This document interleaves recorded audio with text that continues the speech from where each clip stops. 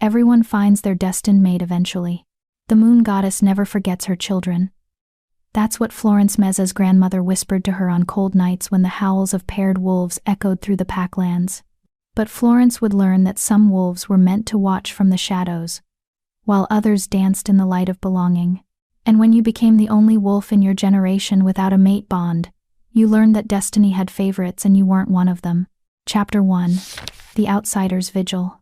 Florence Mezza stood at the edge of the gathering grounds, her fingers wrapped around a cup of untouched cider that had gone cold an hour ago. The autumn wind carried the scent of bonfire smoke, and something sweeter, the intoxicating fragrance of new mate bonds snapping into place. Around her, wolves celebrated under the harvest moon, their joy a living thing that pulsed through the clearing like a second heartbeat. She'd stopped counting after the 5th pairing tonight. "Did you see Cassie and Orlando?" a voice chirped nearby. Florence didn't turn to look. She knew the speaker, Willa Esparza, a beta female from the northern sector who'd found her mate 3 seasons ago. They're perfect together. The moon goddess really does know what she's doing. Florence's wolf whimpered inside her chest, a sound only she could hear. "Does she?" the creature seemed to ask. "Then why are we still alone?" 26 years old. In wolf years. That made her practically ancient for a mateless she-wolf. Most found their destined partners between 18 and 22. By 25, the unmated were either rare exceptions or defective. Florence knew which category the pack believed she belonged to. Floor.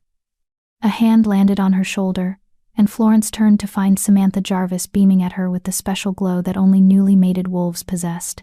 Sam had found her mate, a visiting wolf from the Eastern Territories, just 2 months ago.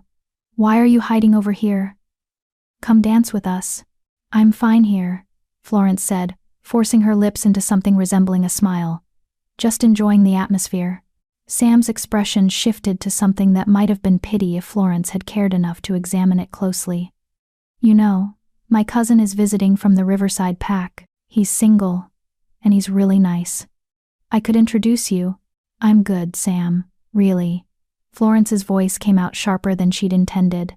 She softened it with another fake smile. "I appreciate it, but I'm just here to support the pack. That's all." Sam opened her mouth to argue, but a howl cut through the night, her mate calling for her. The pull of a mate bond was impossible to resist. Sam squeezed Florence's shoulder once, her eyes apologetic, before rushing back toward the celebration's center. Florence watched her go, then turned away from the gathering grounds entirely. She walked past the decorated trees hung with silver ribbons and moonflowers, past the long tables laden with food that she had no appetite for, past clusters of wolves whose happiness felt like a physical barrier she couldn't cross. The forest welcomed her with its familiar darkness. She'd walked these trails so many times over the years that her feet knew the path without guidance. This was where she came when the pack's joy became too heavy to witness, when the weight of her own missing piece threatened to crush her chest. Florence found her usual spot, a fallen log beside a creek that sang its lonely song to the night, and finally let her carefully constructed mask fall away. Her chest ached with the phantom sensation of a bond that should have been there, should have clicked into place years ago. Other wolves described it as finding the missing half of their soul. Florence only knew the hollow space where that half should fit. "You're doing it again." Florence's head snapped up. Standing on the opposite bank was Olive Austin, her closest friend since childhood and one of the few wolves who never looked at her with pity. Olive had found her mate 4 years ago, a kind-hearted male named Daniel Burke from their own pack, but she'd never abandoned Florence the way so many others had. "Doing what?" Florence asked, though she already knew. "Hiding." Olive crossed the creek in a single graceful leap and settled beside her on the log. "Running away from the celebration to torture yourself out here alone." "I'm not torturing myself. I'm giving them space to celebrate without the pack's defective she-wolf bringing down the mood." "Don't." Olive's voice turned sharp. "Don't call yourself that. You are not defective." Florence laughed, but it came out bitter. "Then what am I, Olive?" "Everyone in our generation has found their mate. Everyone except me. At some point, you have to accept the obvious. The moon goddess either forgot about me or decided I wasn't worth the effort. Or maybe your mate just hasn't crossed your path yet," Olive countered. But even she sounded less certain than usual. They'd had this conversation dozens of times over the years, and the reassurances were wearing thin. A chorus of howls erupted from the gathering grounds, another successful pairing. Florence counted 6 distinct voices joining in the celebration song. 6 more wolves who'd found their perfect match, their other half, their reason for existing. "You should go back," Florence said quietly. "Daniel will be wondering where you are. Daniel knows I'm checking on you. He can wait." "I don't need checking on. I'm fine." "I'm fine." The words came out harder than Florence intended, and she immediately regretted the flash of anger. "I'm sorry. I need to be alone right now. Please." Olive studied her for a long moment, her hazel eyes too knowing, too kind. Finally she stood. "The pack meeting is tomorrow night. Alpha Scott is supposed to make some kind of announcement. Will you be there?" Florence nodded, not trusting her voice. "Okay, I'll see you then." Olive hesitated, then added, "You know, being mateless doesn't make you less. You're still one of the strongest wolves I know. Don't forget that." Then she was gone, leaving Florence alone with the creek and the distant sounds of celebration that felt worlds away. Florence sat there for hours, watching the moon track across the sky. She'd memorized every phase, every shadow on its surface. The moon goddess supposedly lived there, watching over all her children, guiding mates to each other with invisible threads of fate. "Why not me?" Florence asked the silent deity.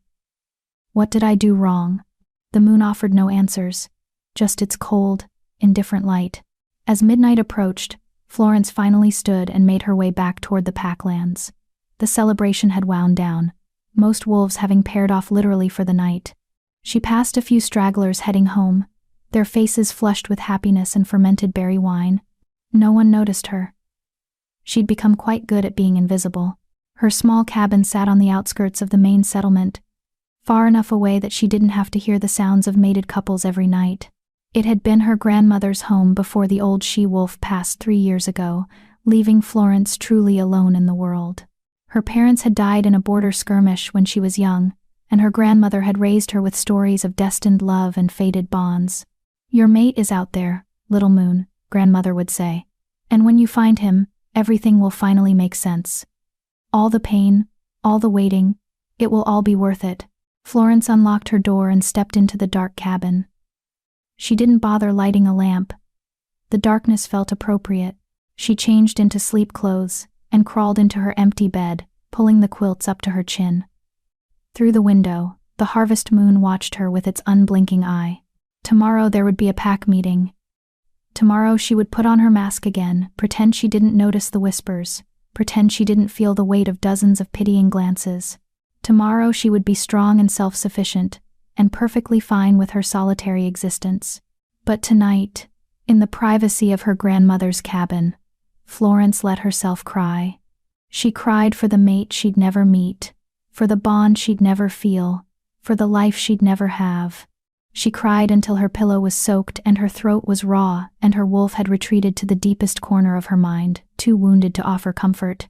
Outside, the world slept peacefully, wrapped in the warmth of connection and belonging. Inside, Florence Meza faced another night alone. Chapter 2. When Golden Eyes Noticed. The pack meeting hall buzzed with an energy that Florence had rarely witnessed in her 26 years. Wolves crowded the wooden benches, their voices rising in speculation and excitement. Something big was happening, she could taste it in the air, sharp and electric like the moment before lightning strikes. Florence slipped into her usual spot at the back, far from the center stage where Alpha Scott Gaines would make his announcement. She preferred the shadows, the places where she could observe without being observed. "I heard it's about the Alpha King," a young wolf whispered behind her. "No way. Why would the Alpha King care about our little pack?" Another responded. "My father said something about the gathering of alphas. Maybe we're hosting it this year." Florence's ears perked up despite herself. The gathering of alphas happened once every 5 years, a massive convergence of pack leaders from across the territories. It was political theater mixed with ancient tradition, a chance for alliances to form and power structures to shift. Their pack had never been important enough to host such an event. The room fell silent as Alpha Scott entered through the main doors, but he wasn't alone. Behind him walked 3 wolves that Florence didn't recognize, their bearing too proud, their clothes too fine, their scents too powerful to be from any nearby pack. And then he entered.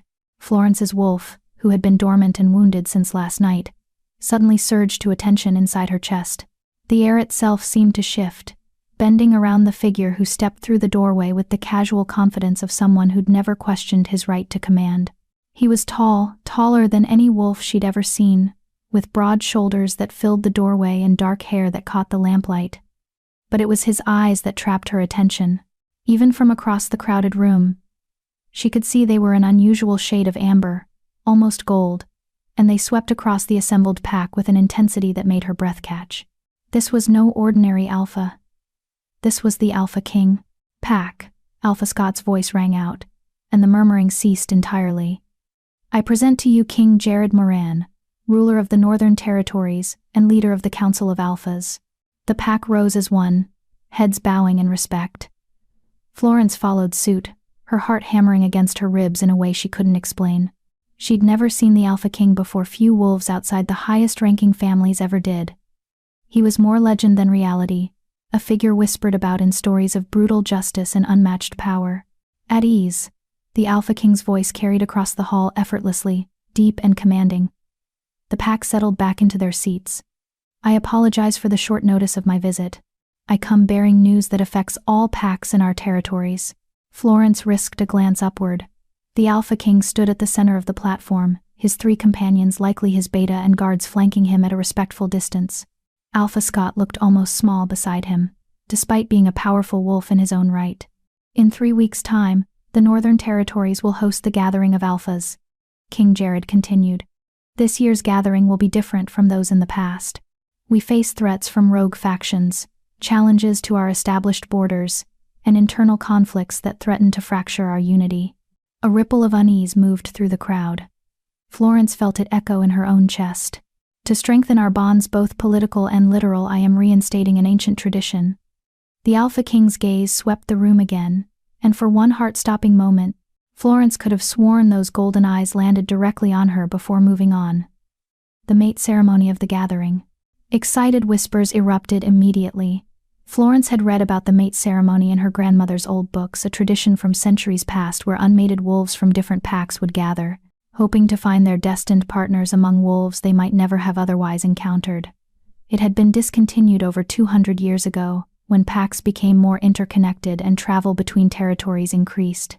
Any unmated wolf over the age of 21 may attend, the Alpha King announced. This includes alphas, betas, and pack members of all ranks. The ceremony will take place on the 3rd night of the gathering, under the full moon. Florence's heart began to race. A ceremony specifically for unmated wolves. A gathering of wolves from dozens of packs, from territories spanning thousands of miles.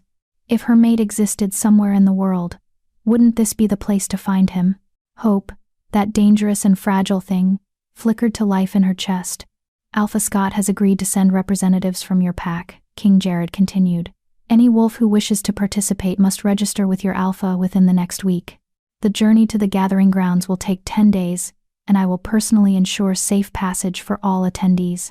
The meeting dissolved into chaos, as wolves turned to each other, voices rising in excitement and speculation. Florence sat frozen in her seat, her mind spinning with possibilities. This could be it, her wolf whispered. This could be our chance. But even as hope bloomed, doubt crept in like frost. What if she attended and still found no one? What if she stood in a room full of unmated wolves and remained alone? Wouldn't that be the final proof that she was truly defective, truly unwanted even by fate itself? Florence. She jerked her head up to find Olive standing beside her bench, Daniel at her side. Are you going to register? I don't know, Florence admitted. You have to, Olive insisted, her eyes bright with excitement. This is exactly what you've been waiting for. A real chance to find your mate. Or a real chance to confirm I don't have one, Florence countered quietly. Daniel, usually quiet and thoughtful, spoke up. If you don't go, you'll spend the rest of your life wondering what if. At least if you attend, you'll know for certain. Florence opened her mouth to respond, but movement on the platform caught her attention. The Alpha King was descending the stairs, his companions following. He moved through the crowd, and wolves parted before him like water around stone. He stopped to speak with a few pack members, his expression pleasant but distant, and then he was walking in her direction. Florence's breath caught in her throat. Surely he wasn't coming toward her. Why would the Alpha King single out an unremarkable, mateless she-wolf in a crowd of hundreds? But his path didn't waver. Those golden eyes locked onto hers with an intensity that made her feel pinned in place, a butterfly mounted in a collector's case. The noise of the crowd faded to a dull roar in her ears. He stopped directly in front of her bench. Up close, he was even more imposing. Power radiated from him in waves that made her wolf want to simultaneously submit and stand proud. His scent hit her pine and winter storms and something wild that spoke of vast territories and ancient bloodlines. "You're unmated," he said. It wasn't a question. Florence's mouth went dry. She managed a nod, acutely aware that every wolf in their vicinity had gone silent, watching this unexpected interaction. "Will you attend the ceremony?" Again, not really a question. But there was something in his voice, a genuine curiosity. Perhaps that suggested he actually cared about her answer. "I haven't decided, Your Majesty," Florence heard herself say. Surprised, her voice came out steady. Something flickered in those golden eyes. Amusement? Intrigue? "And what holds you back?" The honest answer rose to her lips before she could stop it. "Fear that even surrounded by unmated wolves from every territory, I'll still be alone." The silence around them deepened. Wolves didn't speak so openly about their fears, especially not to the Alpha King himself, but Florence had spent too many years hiding her truth. If she was going to be judged as defective, let it be for who she actually was. The Alpha King studied her for a long moment, his expression unreadable.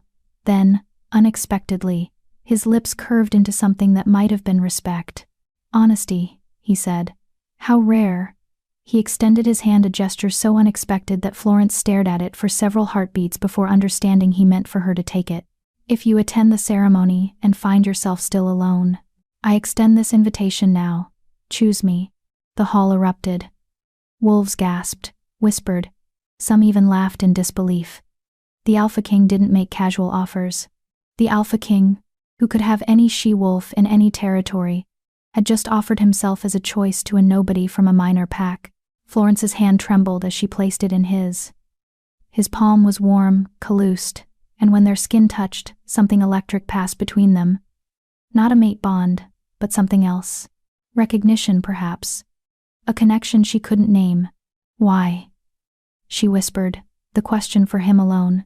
His grip tightened slightly, his golden eyes holding hers. "Because any she-wolf brave enough to voice her deepest fear to a king deserves better than loneliness." He released her hand and stepped back. "I hope to see you at the gathering, Florence Meza." He knew her name. Somehow, the Alpha King knew her name. Before she could process this impossible fact, he was moving away, rejoining his companions near the platform. Alpha Scott looked stunned. The entire pack looked stunned, and Florence sat frozen on her bench, her hands still tingling from his touch, her mind reeling from what had just happened. Did that really just happen? Olive breathed beside her. Florence couldn't answer. She stared at her hand, at the place where the Alpha King's skin had touched hers, and felt the fragile wings of hope beating frantically against the cage of her ribs. The Alpha King had extended his hand and offered her a choice. Not a mate bond, perhaps, but something she'd never had before. An option. A possibility. A reason to believe that maybe, just maybe, she wasn't meant to be alone forever. The meeting continued around her, but Florence heard none of it. She sat in the back row of benches, her world tilted on its axis, and tried to understand what had just changed. "Everything," whispered her wolf. "Everything has changed." Chapter 3. The Weight of Possibility. Florence didn't sleep that night. How could she, when her mind replayed the same moment over and over? The Alpha King's hand extended toward her, his golden eyes holding a challenge and something else she couldn't name. His words echoing in the darkness of her cabin. "Choose me." By dawn, the entire pack knew what had happened. By mid-morning, Florence couldn't walk to the communal well without wolves staring at her with expressions ranging from envy to disbelief to barely concealed hostility. "I heard she threw herself at him," someone whispered as Florence passed. "Probably used some kind of spell. My grandmother always said the Meza line had witch blood." The Alpha King was just being polite. He'd never actually. Florence kept walking, her spine straight and her face carefully blank. She'd had years of practice ignoring whispers. What was a few more? But when she reached her cabin door and found Carmela Reynolds waiting on her porch, Florence knew her day was about to get significantly worse. Carmela was Alpha Scott's daughter and widely considered the most beautiful she-wolf in the pack. Golden hair that cascaded down her back in perfect waves, blue eyes that sparkled like summer lakes, and a figure that made male wolves stumble over their own feet. She'd found her mate 2 years ago, a strong beta male named Jesse Connor, but that had never stopped her from collecting admirers like trinkets. "Florence," Carmela's voice dripped with false sweetness. "I wanted to talk to you about yesterday."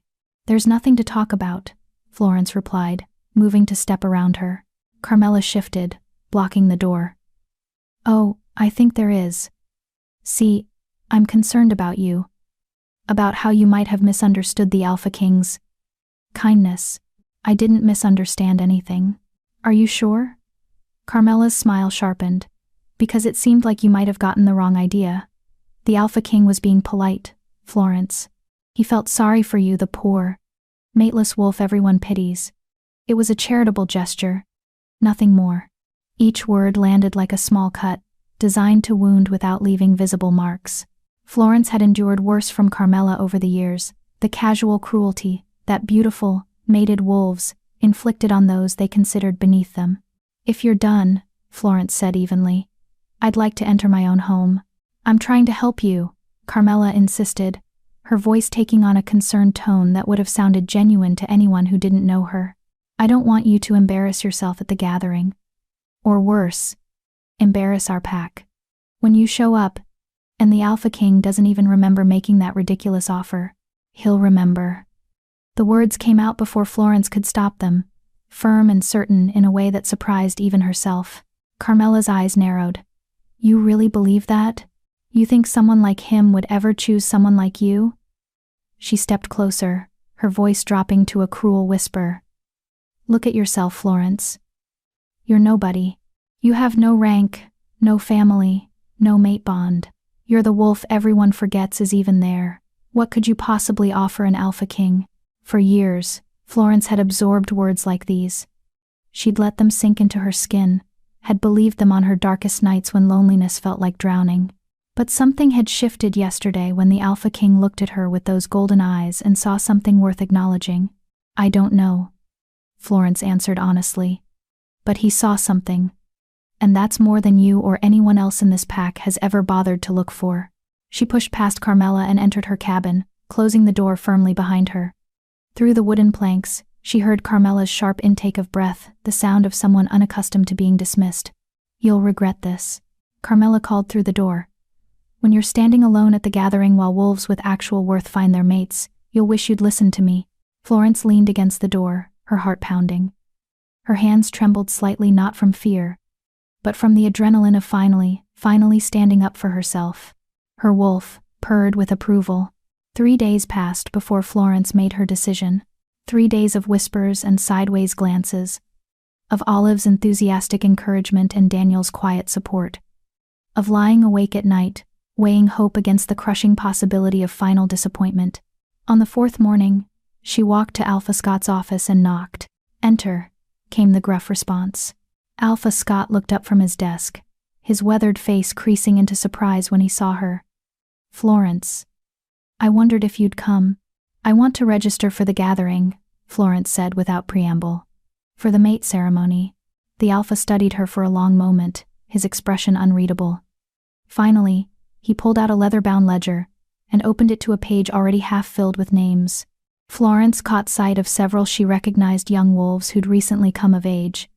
A few older wolves like herself who'd been waiting years for their mates. And there, near the top in Carmela's distinctive handwriting, Carmela Reynolds. Florence's stomach dropped. Carmela's already mated. Why would she? She claims her mate bond is weak. "Alpha," Scott said carefully, his tone suggesting he didn't quite believe it himself. "Says she wants to see if there's a stronger connection waiting for her at the gathering." Which meant Carmela intended to pursue the Alpha King. Of course she did.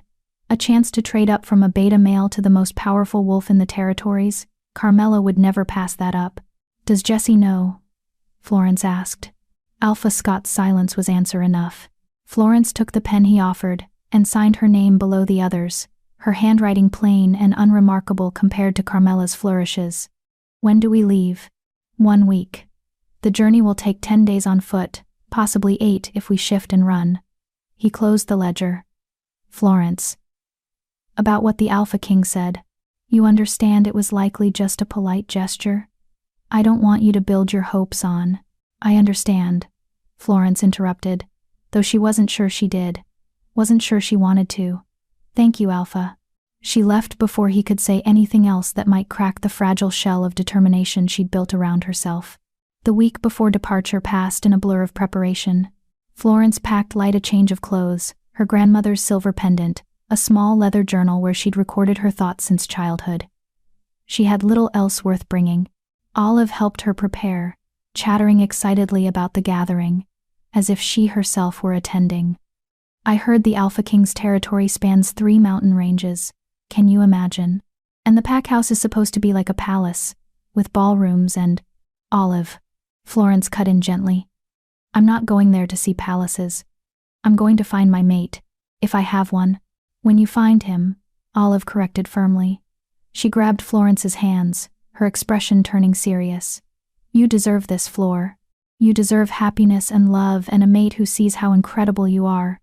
Don't let anyone, especially not Carmela Reynolds, make you doubt that. Florence squeezed her friend's hands, emotion tightening her throat. What if I come back still mateless? What if this is it? My last real chance. And I fail. Then you'll know you tried. And you'll still have me, and Daniel, and a life worth living even without a mate bond. Olive's eyes glistened. But I don't think that's going to happen. I have a feeling about this. Gathering Flor. Something tells me your whole life is about to change. Florence wanted to believe her. Wanted to let that hope fill her chest without the accompanying dread of disappointment. But she'd learned to protect herself with realism, with low expectations that couldn't shatter and cut her when they fell. Still, as she packed her grandmother's pendant, the one engraved with the phases of the moon, she allowed herself a whisper of possibility. Maybe, she thought, just maybe. The morning of departure arrived with autumn rain and gray skies.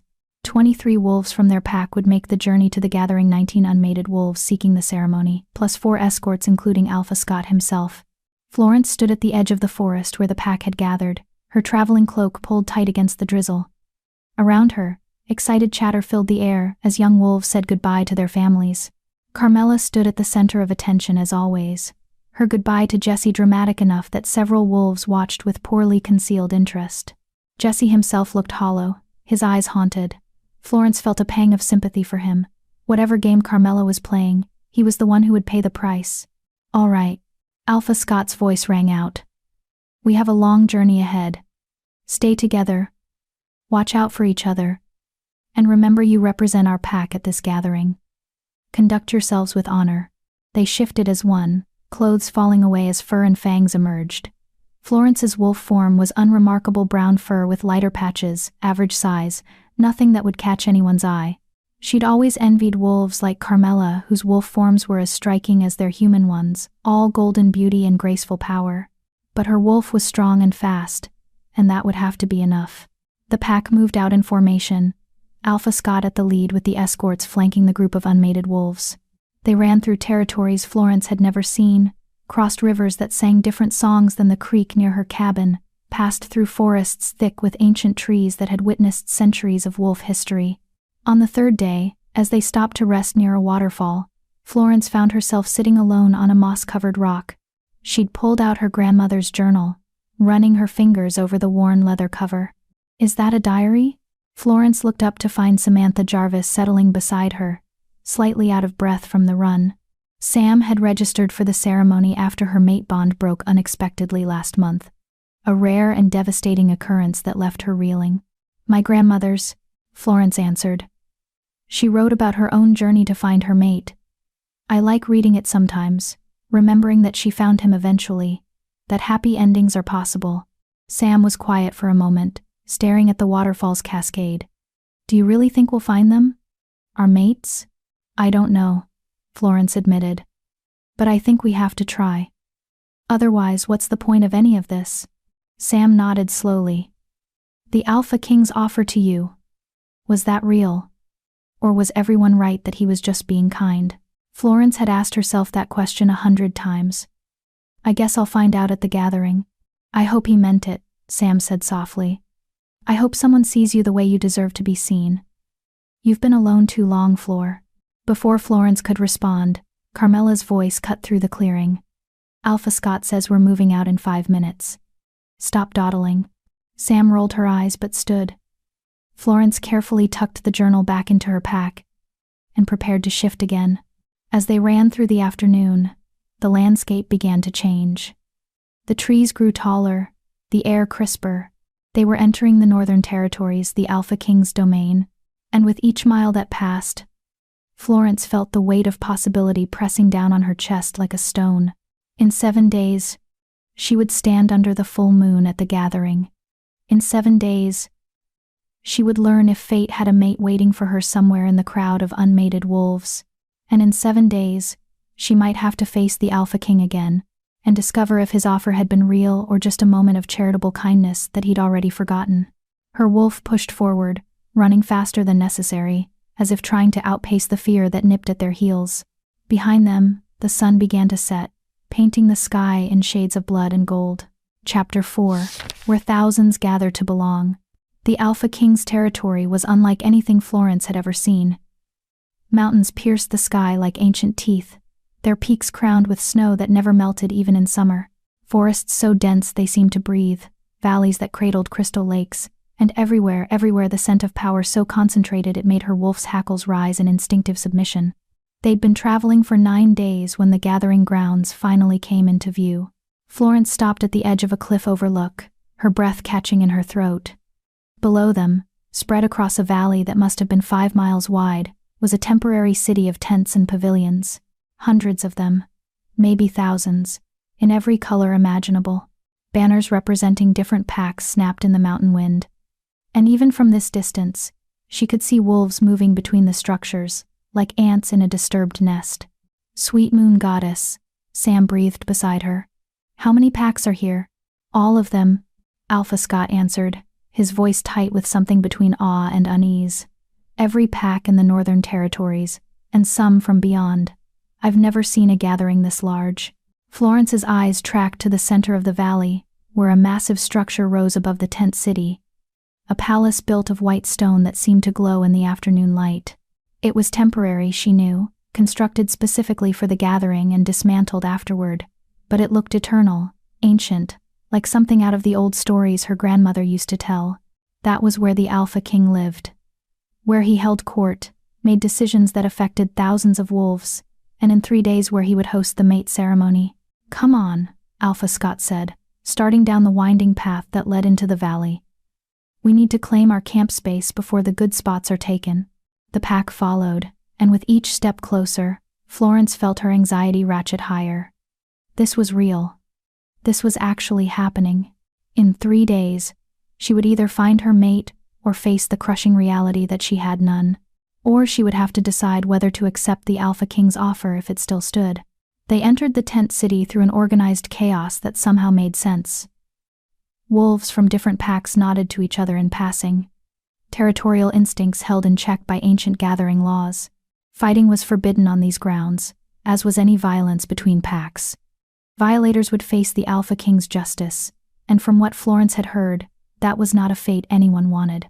Their pack was assigned a section on the eastern edge of the valley, near a stream that provided fresh water. It was a decent location.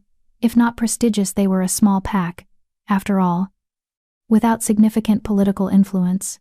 As they began setting up tents, Florence noticed Carmela watching the palace in the distance with naked hunger in her eyes. The beautiful she-wolf had barely spoken to anyone during the journey, too focused on whatever plans she was hatching. She's going to make a play for him, Olive had warned before Florence left. Just be ready. Florence was trying to be ready. But how did you prepare to compete with someone like Carmela Reynolds? Someone who looked like she'd been sculpted by the moon goddess herself as an example of perfect wolf femininity. Stop that, Sam said quietly, appearing at Florence's elbow. She'd been staying close during the journey, the two unmated wolves finding comfort in each other's company. Stop comparing yourself to her. I wasn't. Yes, you were. I could see it on your face. Sam's expression was kind but firm. You're doing the thing where you decide you're not enough, before anyone even has a chance to disagree. Florence looked down at her hands, rough and calloused from years of work. It's hard not to when she's that. She's beautiful on the outside, Sam agreed.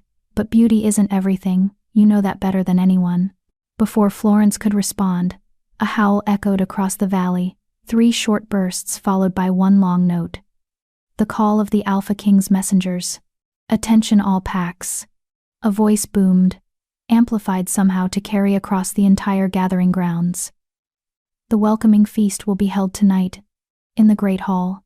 All alphas and pack representatives are required to attend. Unmated wolves seeking the ceremony are invited but not required. Florence's stomach clenched. A feast, tonight, where the Alpha King would presumably be present. You're going, Sam said firmly, reading her hesitation. I don't know if... You're going, Sam repeated. We both are. We didn't come all this way to hide in our tents. The Great Hall was every bit as magnificent as Florence had feared. Vaulted ceilings that seemed to touch the clouds, walls hung with tapestries depicting wolf history going back centuries, and a central feasting space that could easily accommodate 1,000 wolves. Florence had borrowed a dress from one of the pack's beta females, a simple thing in deep green that brought out the few gold flecks in her brown eyes. It was the nicest piece of clothing she'd ever worn, and she still felt hopelessly underdressed compared to the elegant wolves swirling around the hall. Carmela had somehow produced a gown that looked like it cost more than Florence's cabin. Midnight blue silk that clung to her curves and sparkled with what might have been actual diamonds. She'd positioned herself strategically near the center of the hall, where she was already collecting admirers like flowers collect bees. Don't look at her, Sam muttered, tugging Florence toward one of the food tables. Look at all this food instead. Have you ever seen this many dishes in one place? She hadn't. Tables groaned under the weight of roasted meats, fresh breads, fruits Florence couldn't name, and desserts that looked almost too beautiful to eat. Her stomach growled they'd been eating travel rations for 9 days, and this feast was almost overwhelming in its abundance. They'd just filled their plates when the hall fell silent. Florence didn't need to turn to know who had entered. She could feel it, the shift in the air, the way every wolf's attention pivoted toward the main entrance like flowers turning toward the sun. The Alpha King had arrived. He wore black, simple but clearly expensive, and he moved through the crowd with that same easy confidence Florence remembered from the pack meeting. His 3 companions flanked him. She now knew they were his beta, Evan Murphy, and 2 of his personal guards, Toby Mullins and Francis Bond. King Jared made his way to the raised platform at the head of the hall, acknowledging various alphas with nods as he passed. He didn't look at the crowd of hopeful she-wolves tracking his every movement. He didn't seem to notice Carmela, despite her positioning herself directly in his path. But when those golden eyes swept the room and landed on Florence standing half-hidden behind a decorative pillar, they stopped. Held. Florence froze, her plate forgotten in her hands. Across the vast hall, through the crowd of hundreds of wolves, the Alpha King looked directly at her. And then impossibly he smiled. Just a slight curve of his lips, but unmistakable. He remembered. He'd actually remembered. The moment broke as other alphas demanded his attention, but Florence's heart was pounding so hard she thought everyone must be able to hear it. Did that just happen? Sam whispered urgently. Did the Alpha King just smile at you? I think so. Oh my goddess. Florence, this is... Whatever Sam was about to say was cut off as Carmela appeared before them, her expression thunderous despite the sweet smile fixed on her face. Florence, she said, her voice carrying just far enough for nearby wolves to hear. I see you decided to attend after all. How brave of you. The words were designed to sound like a compliment but landed like an insult. Several wolves nearby turned to watch the exchange with interest. Why wouldn't I attend? Florence asked evenly. Oh, no reason. I just thought after the long journey, you might be too tired.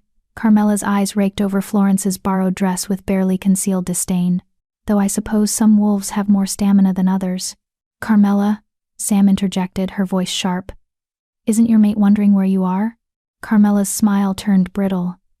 Jesse understands that I need to explore all my options. After all, the moon goddess sometimes makes mistakes with mate bonds. It's important to correct them when possible. The moon goddess doesn't make mistakes, Florence said quietly. Are you sure? Carmela leaned in, her voice dropping to a cruel whisper meant only for Florence and Sam. Because she certainly made one with you. 26 years old and still mateless? That's not bad luck, Florence. That's a message. The words struck exactly where Carmela intended, at the deepest wound Florence carried. But before she could formulate a response, a presence appeared at her shoulder that made every wolf in their vicinity immediately bow their heads. Am I interrupting? The Alpha King's voice was calm, pleasant even, but there was an edge beneath it that suggested he'd heard at least part of the exchange. Florence's breath caught as she turned to find him standing directly beside her, close enough that she could feel the heat radiating from his body. Up close, he was even more imposing than she remembered. Taller, broader, with those golden eyes that seemed to see straight through pretense to truth. Your Majesty, Carmela practically purred, executing a perfect curtsy that showed off her figure to maximum advantage. What an honor. I was speaking to Florence, the Alpha King said without looking at Carmela. His eyes remained fixed on Florence, something unreadable in their depths. I came to see if she'd made a decision about my offer. The hall around them had gone deathly quiet. Florence was dimly aware of hundreds of eyes watching this exchange, of Carmela's face paling with shock and fury, of Sam's hand squeezing her arm in support. Florence's voice came out barely above a whisper. She cleared her throat and tried again. I'm still deciding, Your Majesty. Jared, he corrected. And what factors into your decision? This was surreal. The Alpha King Jared was standing in the middle of his own feast, asking her about her decision-making process as if they were the only two wolves in the room. Florence decided honesty had served her well so far. I'm trying to determine if you were serious or simply being kind. His lips curved into a fuller smile, and something flickered in his eyes that might have been approval. I'm rarely kind without purpose. And I never make offers I don't intend to honor. He extended his hand exactly as he had at the pack meeting. Dance with me. It wasn't a question, but it wasn't quite a command either. It was an invitation that felt like a test. Florence glanced at his hand, then back at his face. Every wolf in the hall was watching. Carmela looked like she might shatter from rage. This would cement Florence as a target, would make her the subject of gossip and speculation for the entire gathering. But the Alpha King Jared was looking at her like he actually wanted her to say yes. Like her answer mattered. Florence set down her plate and placed her hand in his. His fingers closed around hers, warm and sure, and he led her to the center of the hall where couples had already begun to dance. The musicians, sensing the importance of the moment, shifted to a slower melody. Jared pulled her into the proper dancing position, one hand at her waist, the other holding hers. He moved with the same fluid grace he brought to everything else, and Florence found herself following his lead more easily than she'd expected. You look terrified, he observed, his voice low enough that only she could hear. I am, she admitted. I have no idea what's happening right now. I'm dancing with someone I find interesting. That's what's happening. Why? The question escaped before she could stop it. Why me? You could have any she-wolf here. Most of them are more beautiful, better connected, more willing to lie? Jared interrupted. More interested in my title than my character? More concerned with what they can gain than who I actually am? Florence met his eyes, startled by the bitterness she heard beneath his words. You don't understand what it's like, he continued, spinning her gently. Being Alpha King means everyone wants something from you. Power, protection, prestige. No one just wants you. That must be lonely, Florence said softly. Jared's hand tightened slightly at her waist. It is. Which is why when I meet someone who speaks honestly, even if that honesty is uncomfortable, it stands out. His golden eyes bore into hers. You told me you were afraid of being alone, even surrounded by others. That fear is real, and you didn't try to dress it up or make it more palatable. I'm not good at pretending, Florence admitted. I know. That's why I'm dancing with you instead of anyone else. The song ended too soon. Jared stepped back, bowing slightly, a gesture of respect that sent another ripple of shock through the watching crowd. Alpha Kings didn't bow to anyone, let alone unmated she-wolves from minor packs. The ceremony is in 3 days, he said, his voice pitched for her ears alone. If you reach the end of that night and still find yourself alone, my offer stands. I won't force anything, not a mate bond, not a relationship, nothing, but I will offer you a choice: partnership with someone who understands loneliness, companionship without the pressure of forced affection." He started to turn away, then paused. "And Florence? The she-wolf in the blue dress, who's been trying to catch my eye all night?" "She's beautiful, yes. But beauty without substance is just decoration. I have enough decorations." Then he was gone, moving back through the crowd to speak with various alphas. Leaving Florence standing in the center of the dance floor with her heart racing and her mind spinning, Sam appeared at her side immediately. "What did he say? Flor, what just happened?" But Florence couldn't answer. She was staring at her hand, the one Jared had held, and trying to process what felt like a fundamental shift in her understanding of the world. The Alpha King saw her, actually saw her. Not as a pitiable mateless wolf, not as a decorative object, but as someone worth knowing. And in 3 days, she would discover if the moon goddess had a mate waiting for her in the crowd of unmated wolves. But if she didn't, she now had a choice, a real choice. And somehow, that made all the difference. Chapter 5. When Beauty Demands Proof. The day after the feast, Florence woke to find herself the subject of intense scrutiny from nearly every wolf at the gathering. Whispers followed her wherever she walked. Some wolves looked at her with curiosity, others with envy, and more than a few with outright hostility. Carmela had apparently decided that subtlety was no longer necessary. "Did you hear?" Her voice carried across the communal breakfast area, where wolves from different packs mingled. Florence Meza from the minor pack somehow convinced the Alpha King to pity her. Such a clever manipulation, playing on his sympathy by acting pathetic. Florence kept her head down, focusing on her breakfast. Sam sat beside her, radiating protective fury. "She's going to pay for this," Sam muttered. "I swear on the moon goddess." "Leave it," Florence said quietly. "She's trying to provoke a reaction. Don't give her one." But provocation seemed to be Carmela's new strategy. Throughout the morning, she positioned herself wherever Florence went, her comments just loud enough to be overheard, but quiet enough to maintain plausible deniability. I wonder what she promised him. Wolves that desperate will do anything. Poor thing. She really thinks he meant it as more than charity. At least when the ceremony proves she has no mate, she'll have her pity partnership to fall back on. Each barb landed, but Florence had spent 26 years building armor against exactly this kind of cruelty. She wouldn't give Carmela the satisfaction of seeing her break. What she hadn't expected was for the Alpha King himself to address it. A messenger arrived at their camp just after midday, bearing the Alpha King's seal. "Florence Meza is summoned to the palace for afternoon tea with His Majesty." The camp erupted into chaos. Alpha Scott looked stunned. Sam squealed with excitement, and Carmela's face went through several shades of red before settling on a sickly pale. "This is inappropriate," Carmela sputtered. "She's not even—" "The Alpha King's summons are not subject to approval," the messenger said coolly.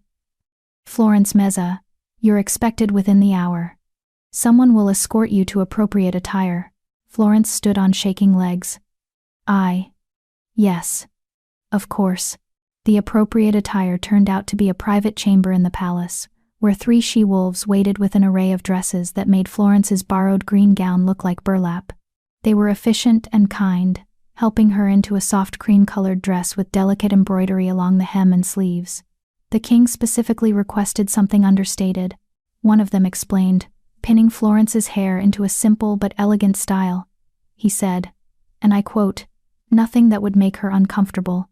Florence stared at her reflection in the polished mirror. She still didn't look like Carmela or the other stunning she-wolves at the gathering, but she looked presentable. Maybe even pretty, in a quiet sort of way. A guard escorted her through the palace, a maze of white stone corridors hung with tapestries and lit by what appeared to be captured sunlight in crystal spheres. Finally, they reached a private garden where a table had been set with tea service and small delicacies. The Alpha King Jared stood with his back to her, looking out over the valley where the tent city sprawled.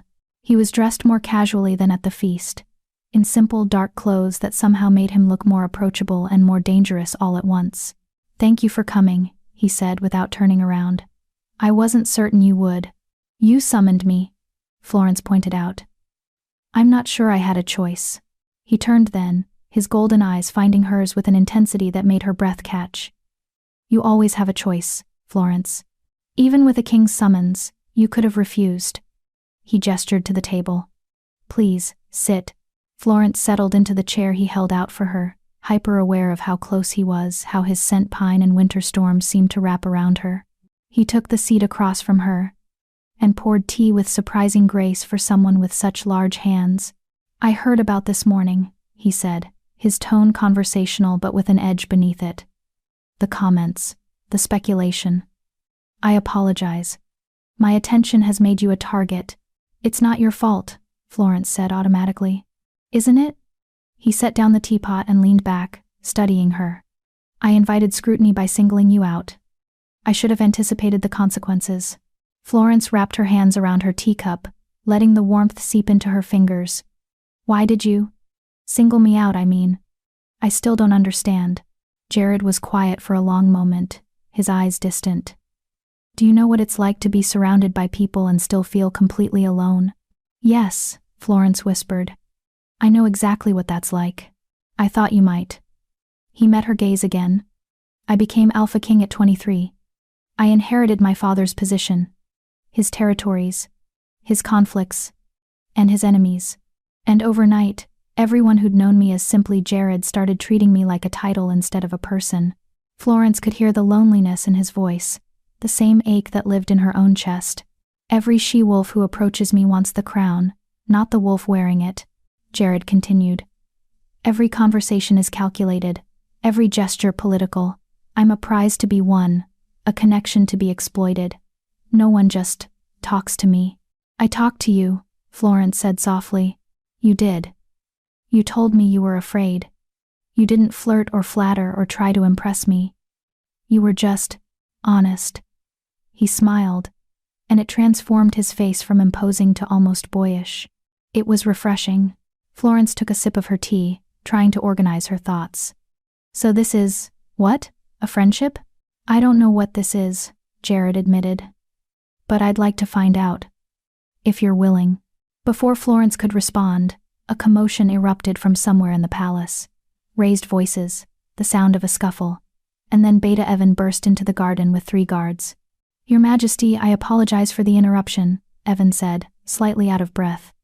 But we have a situation. Jared's entire demeanor shifted from the almost vulnerable wolf sharing tea to the commanding Alpha King. What kind of situation? A challenge has been issued. One of the visiting wolves has invoked the trial of worth. Florence saw Jared's jaw clench. On what grounds? The challenger claims that your attention toward Florence Meza is inappropriate given her lack of rank and status. She's demanding the right to prove herself the superior choice through traditional trials. Florence's stomach dropped. She didn't need to ask who had issued the challenge. Carmela Reynolds, she said flatly. Evan nodded, his expression sympathetic. She's gathered quite a crowd. Half the gathering is in the main courtyard waiting to see how this plays out. Jared looked at Florence, something fierce and protective flashing in his golden eyes. You don't have to accept. The trial of worth is an ancient tradition, rarely invoked. You can refuse without consequence. What happens if I refuse? Florence asked. Nothing, Jared said firmly. Absolutely nothing changes. But Evan shifted uncomfortably, and Florence caught it. Except people will say you're afraid, Evan admitted reluctantly. That you know you're unworthy and won't face legitimate competition. It will. Validate certain narratives about your relationship with the king. Florence set down her teacup carefully. Her hands were shaking, but her voice came out steady. What does the trial of worth involve? Florence, no. Jared started. Tell me, she insisted, meeting his eyes. Please. Jared stood and began pacing, his movements tight with controlled anger. The trial of worth consists of 3 challenges designed to test different aspects of value to a pack. Traditionally, it was used when multiple she-wolves sought the same high-ranking male. It's barbaric and outdated, but still legally binding under gathering law, Evan added quietly. Florence's mind raced. She could refuse and spend the rest of the gathering and possibly her life known as the wolf who was too scared to compete. Or she could accept and almost certainly lose to Carmela, who was everything Florence was not: beautiful, confident, connected. "What are the 3 challenges?" she asked. Jared stopped pacing. "Florence, what are they?" she repeated, steel entering her voice. He said, recognizing the determination in her expression. "The trial of strength, which can be combat or a test of physical prowess. The trial of wisdom, which involves solving complex problems or riddles. And the trial of heart, which tests character and values." He moved closer, his voice urgent. "Carmela will have chosen challenges that play to her strengths. This is a trap." Florence stood, smoothing down her borrowed dress. "Probably. But if I refuse, I'll never know if I could have stood on my own merit instead of hiding behind your protection." "This isn't about my protection." "Yes, it is," Florence interrupted gently. "Everyone thinks I'm only here because you took pity on me, including part of me. This trial, it's a chance to prove otherwise. To myself, if no one else." Jared studied her for a long moment, emotions warring across his face. Finally, he nodded once, sharp and decisive. "Then I'll stand as your advocate. It's my right, since the challenge involves my attention." "What does that mean?" "It means I can advise you between trials, provide resources, and ensure the challenges are fair." His golden eyes blazed with something fierce. "And it means Carmela Reynolds just made a very serious mistake." The main courtyard was packed with wolves when Florence arrived, Jared at her side and Evan trailing behind. A circular area had been cleared in the center, marked with white stones. Carmela stood on one side, looking radiant and confident, in a fighting outfit that somehow managed to be both practical and flattering. The crowd parted for Jared, wolves bowing their heads as he passed. He led Florence to the opposite side of the circle, his presence a solid anchor against the weight of hundreds of staring eyes. An elderly she-wolf stepped into the center, one of the council of elders who oversaw gathering law. "The trial of worth has been invoked by Carmela Reynolds of the Southern Pack, challenging Florence Meza of the Eastern Pack for the attention and consideration of Alpha King Jared Moran." The formal words made it sound so cold, so transactional. "Do both parties accept the terms and conditions of the trial?" the elder asked. "I accept," Carmela said immediately, her voice ringing with confidence. All eyes turned to Florence. This was her last chance to back out, to avoid the humiliation of almost certain defeat. She thought of 26 years of being overlooked, of whispered pity and casual cruelty, of standing at the edge of celebrations, watching everyone else find their happiness while she remained alone. "I accept," Florence said clearly. The crowd erupted into excited murmurs. The elder raised her hand for silence. "The first trial will be the trial of strength. Carmela Reynolds, as the challenger, you have the right to define the parameters." Carmela's smile was sharp as a blade. "I challenge Florence Meza to a test of wolf form endurance. A race through the mountain trails. First to return with the white flower that grows only at the peak of Shadow Mountain wins." Florence's heart sank. Shadow Mountain was the tallest peak in the region, its trails treacherous and steep. Carmela was a strong runner, everyone knew it. And Florence, while capable, had never been exceptional at anything physical. But Jared leaned close, his voice low in her ear. "Shadow Mountain has 3 routes to the peak. Carmela will take the main trail its fastest if you're strong and fast. But there's a secondary path on the eastern slope. It's longer but less steep. Save your energy, pace yourself, and use your brain instead of trying to match her strength." Florence looked up at him, surprised. "You're helping me cheat?" "I'm helping you be smart," he corrected. "There are no rules about which path you take. Carmela chose a challenge that favors her strengths. I'm simply pointing out that you have strengths of your own." The elder was speaking, laying out the formal rules. Florence barely heard her. She was too busy studying Carmela's confident stance, the way the other she-wolf was already stretching like she'd won before they'd even begun. Maybe she had. Maybe this was hopeless. Or maybe, just maybe, Florence had spent so long being underestimated that no one expected her to actually fight back. "Competitors, take your positions," the elder called. Florence moved to the starting line, her heart hammering. Carmela sneered at her from the adjacent position. "I'm going to enjoy this," Carmela whispered. "Watching you fail in front of everyone, proving once and for all that you're not worthy of anything, let alone the Alpha King's attention." Florence didn't respond. She was too busy shifting, bones cracking and reforming, fur spreading across her skin. Her wolf emerged small, unremarkable, but steady. Beside her, Carmela's golden wolf gleamed in the sunlight, larger and more impressive in every way. The elder raised her hand. "On my mark. Begin." They exploded forward. Chapter 6. The Mountains Test. Carmela shot ahead like an arrow released from a bow, her golden wolf a blur of power and grace. The crowd's cheers followed her as she hit the main trail and began the steep ascent up Shadow Mountain. She didn't even look back, confident that Florence posed no real threat. Florence took the opposite direction. Her smaller brown wolf moved steadily toward the eastern slope, ignoring the confused murmurs from the watching crowd. Some wolves laughed, thinking she'd gotten lost or was too scared to take the direct route. But Florence kept moving, following the path Jared had described. The eastern trail wound through dense forest before beginning its gradual climb. It was longer, yes, but the incline was manageable. Florence settled into a rhythm, her wolf's muscles working efficiently as they climbed higher and higher into the mountain range. "Trust yourself," her wolf seemed to say. "We've always been steady, even when we weren't spectacular." The air grew thinner as she climbed. Through breaks in the trees, Florence caught occasional glimpses of the valley below, the tent city growing smaller with each mile. Somewhere on the other side of the mountain, Carmela was probably already halfway to the peak, her superior strength carrying her up the brutal main trail. But strength wasn't everything. Florence pushed on, her paws finding purchase on rocky outcroppings, her smaller size allowing her to navigate narrow passages that would have slowed a larger wolf. The trail twisted and turned, leading her through a section of caves that cut through the mountain's interior. Inside the caves, darkness pressed close. But Florence's wolf had excellent night vision, and she navigated the tunnels by scent and instinct. Water dripped from stalactites, creating an eerie symphony that echoed off stone walls. In the darkness, Florence almost missed the side passage, a narrow gap between rocks that led somewhere. She paused, ears swiveling.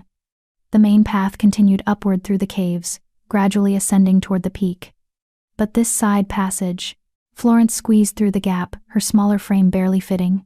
The passage opened into a small chamber where moonlight filtered through a crack in the mountain itself. And there, growing impossibly from bare rock, was a cluster of white flowers. Her heart leaped. These were the same flowers that grew at the peak. She recognized them from her grandmother's descriptions. Somehow, seeds must have fallen through the crack, taking root in this hidden chamber. Florence carefully plucked one flower between her teeth, its petals pure white and glowing faintly in the dim light. Then she turned and began the journey back down the mountain. Carmela reached the peak gasping, her legs trembling from the brutal climb. The main trail had been even more treacherous than she remembered, loose rocks that slid underfoot, sections so steep she'd had to scramble on her belly, narrow ledges with devastating drops on either side. But she'd made it, and surely that pathetic brown wolf was still struggling somewhere far below, probably giving up and slinking back to admit defeat. Carmela snatched a white flower from the cluster growing at the peak and began her descent, more carefully now. Injuries would undermine her victory. She needed to return triumphant and unscathed, proving her superiority in every way. The descent took longer than the climb. By the time Carmela emerged from the forest into the clearing where the crowd waited, the sun had moved significantly across the sky. She shifted back to human form, the white flower clutched victoriously in her hand. "I've returned," she announced, her voice carrying across the courtyard. "I claim victory in the trial of tea." She stopped. The crowd wasn't looking at her with the admiration she'd expected. Instead, they were staring at something behind her with expressions of shock and disbelief. Carmela turned slowly. Florence stood at the edge of the clearing, also in human form, also holding a white flower. Her borrowed dress was dusty from the journey, her hair disheveled, but her eyes were steady and calm. "That's impossible," Carmela sputtered. "You couldn't have. There's no way you beat me up that mountain." "I didn't beat you up the mountain," Florence said quietly. "I just found a smarter route." The elder stepped forward, examining both flowers carefully. Both are genuine white mountain flowers. However, according to the trial rules, the first to return wins. She turned to the crowd. "Who can testify to the order of arrival?" Several wolves spoke up at once, their testimony unanimous. Florence had returned a full 20 minutes before Carmela. The elder raised her hand. The first trial goes to Florence Meza. The crowd erupted. Some wolves cheered, impressed by the underdog's unexpected victory. Others looked stunned. And Carmela stood frozen, her face cycling through shock, rage, and disbelief. Florence's knees felt weak with relief. She'd won. Somehow, impossibly, she'd won. Jared appeared at her side, his expression carefully neutral for the watching crowd, but his eyes blazed with pride and something else Florence couldn't name. "Well done," he murmured. "Rest now. The next trial will be harder." The trial of wisdom took place that evening in the palace's great hall. Long tables had been arranged in the center, each with parchment, ink, and complex diagrams drawn on large boards. The trial of wisdom will test mental acuity, problem-solving, and strategic thinking, the elder announced. Each competitor will be given 3 challenges. You have 1 hour to solve as many as possible. The one with the most correct solutions wins. Carmela shot Florence a venomous look as they took their positions at separate tables. The golden she-wolf was still seething from her loss, but there was confidence in her eyes now. Carmela had been educated by private tutors, had access to her father's extensive library, had every advantage that came with status and wealth. Florence had her grandmother's old books, and whatever she'd learned through her own determination. The challenges were revealed. First, a complex riddle written in 3 ancient languages, each translation offering clues to unlock the others. Second, a strategic problem involving resource allocation during a harsh winter, how to keep a pack of 300 wolves fed when supplies could only sustain 200. Third, a mathematical puzzle involving lunar cycles, tides, and their effect on wolf fertility and pack dynamics over a century. Florence stared at the challenges, her mind whirring. They were designed to be nearly impossible, requiring knowledge most wolves wouldn't possess. But her grandmother had been a scholar in her youth, and she'd passed down knowledge that most modern wolves dismissed as irrelevant. The ancient languages, Florence had learned them from her grandmother's journals. The resource allocation, her grandmother had survived 3 such winters and documented her strategies. The mathematical puzzle, her grandmother had been fascinated by lunar patterns and their effects. Florence picked up the quill and began to write. An hour later, both wolves set down their quills, as the elder called time. A panel of 3 scholars, wolves known for their intelligence and education, examined the solutions. The crowd waited in tense silence. Finally, the head scholar stepped forward. Carmela Reynolds solved the strategic problem correctly and made partial progress on the riddle. Her mathematical solution was incomplete. Carmela's confident smile faltered. Florence Meza solved all 3 challenges completely and correctly. Moreover, she provided additional context and historical references that demonstrate exceptional depth of knowledge. The hall exploded with noise. Florence sat very still, hardly believing what she'd just heard. She'd won. Again. "The second trial goes to Florence Meza," the elder declared. "The score is 2-0. Carmela stood abruptly, her chair scraping against stone. "This is ridiculous. She's nobody. She can't possibly." "She can, and she did." Jared's voice cut through the hall like a blade. He'd remained silent through both trials, as tradition dictated, but now he rose from his seat on the raised platform. "Florence Meza has won fairly according to ancient law. If you wish to challenge the legitimacy of the trials, you challenge the traditions you yourself invoked." Carmela's mouth opened and closed, but no words came out. To challenge the trial's legitimacy now would be to insult not just Florence, but the entire gathered assembly and the laws they all lived by. "The final trial will take place tomorrow at sunset," the elder announced. "The trial of heart. As the challenger, Carmela Reynolds, you may set its parameters tonight. Consider carefully, it is your last chance." Florence found herself back in her tent after the trial, surrounded by congratulatory pack members. Sam was practically bouncing with excitement, and even Alpha Scott looked impressed, if bemused. But Florence felt numb. She'd won 2 trials against impossible odds, and now everything hinged on the third. The trial of heart, the most subjective, the most unpredictable, the most dangerous of all. "You should rest." Olive's voice cut through the chatter. Florence's friend had arrived that afternoon with Daniel, having made the journey to support her. "Tomorrow will be hard." The tent gradually emptied until only Florence, Olive, and Sam remained. How did you do it? Sam asked, awed. I barely understood those challenges, let alone knew how to solve them. My grandmother, Florence said softly, touching the silver pendant at her throat. She taught me everything. I just never thought it would matter. It matters, Olive said firmly. You matter, Flor. You've proven that today. But Florence couldn't shake the worry gnawing at her. The trial of heart is different. It's not about knowledge or strategy. It's about essence. Who you are at your core, and Carmela will design it to highlight everything I lack. Or, Sam suggested, she'll design it to highlight everything she thinks you lack. And she'll be wrong. A guard appeared at the tent entrance. Florence Meza. The Alpha King requests your presence in the palace gardens. Jared was pacing when Florence arrived, his usual composure cracked by visible agitation.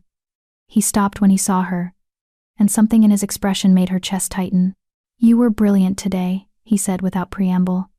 But Florence, I need you to understand something about tomorrow's trial. She waited, sensing this was important. The trial of heart can take many forms, but traditionally, it asks you to make an impossible choice. A decision that reveals your true character, your deepest values. He moved closer, his golden eyes intense. Carmela will craft something designed to break you, to make you choose between things you can't bear to lose. I've already lost almost everything, Florence said quietly. What more can she take? Your integrity, Jared answered. Your sense of self. The things that make you who you are. He reached out, hesitated, then gently took her hand. I've watched you these past days. You have a strength most wolves never develop, the strength of someone who's survived isolation without becoming bitter.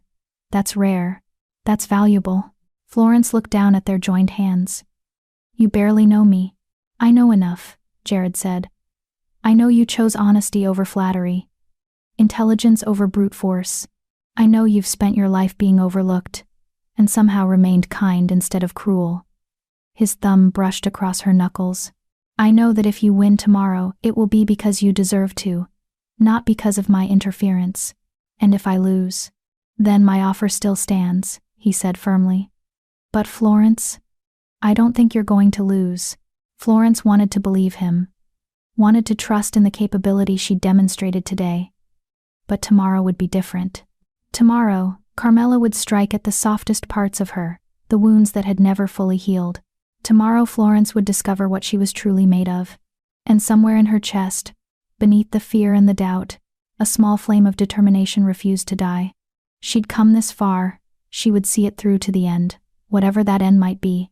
I should go, Florence said, gently withdrawing her hand. Rest, like everyone keeps telling me. Florence, Jared caught her hand again, just for a moment. Whatever happens tomorrow, you've already proven yourself. To me, to the gathering, and I hope to yourself.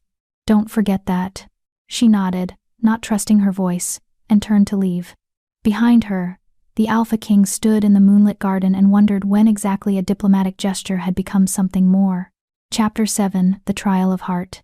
The execution grounds, as they were grimly called, sat at the northern edge of the valley, a natural amphitheater carved into the mountainside where wolves gathered for judgments, executions, and apparently, trials of heart. Florence arrived at sunset as commanded, flanked by Sam and Olive, their presence a small comfort against the sea of watching faces. The entire gathering had turned out for this final trial. Thousands of wolves packed the stone tiers, their voices creating a low hum of anticipation. Florence's stomach churned as she descended the steps toward the central platform where the elder waited. Carmela was already there, looking immaculate in a white dress that seemed chosen specifically to evoke purity and righteousness. Her expression was serene, almost peaceful, which terrified Florence more than anger would have. A wolf who looked that calm had something devastating planned. Jared sat in the royal box with his beta and guards, his face an impassive mask. But when Florence's eyes found his across the amphitheater, she saw something in those golden depths. Concern, perhaps, or a warning she couldn't quite read. We gather for the final trial. The elder's voice rang out across the space. The trial of heart, oldest and most sacred of our tests. Carmela Reynolds, as challenger, you have designed this trial. Present it now. Carmela stepped forward, and her smile was soft, sympathetic even.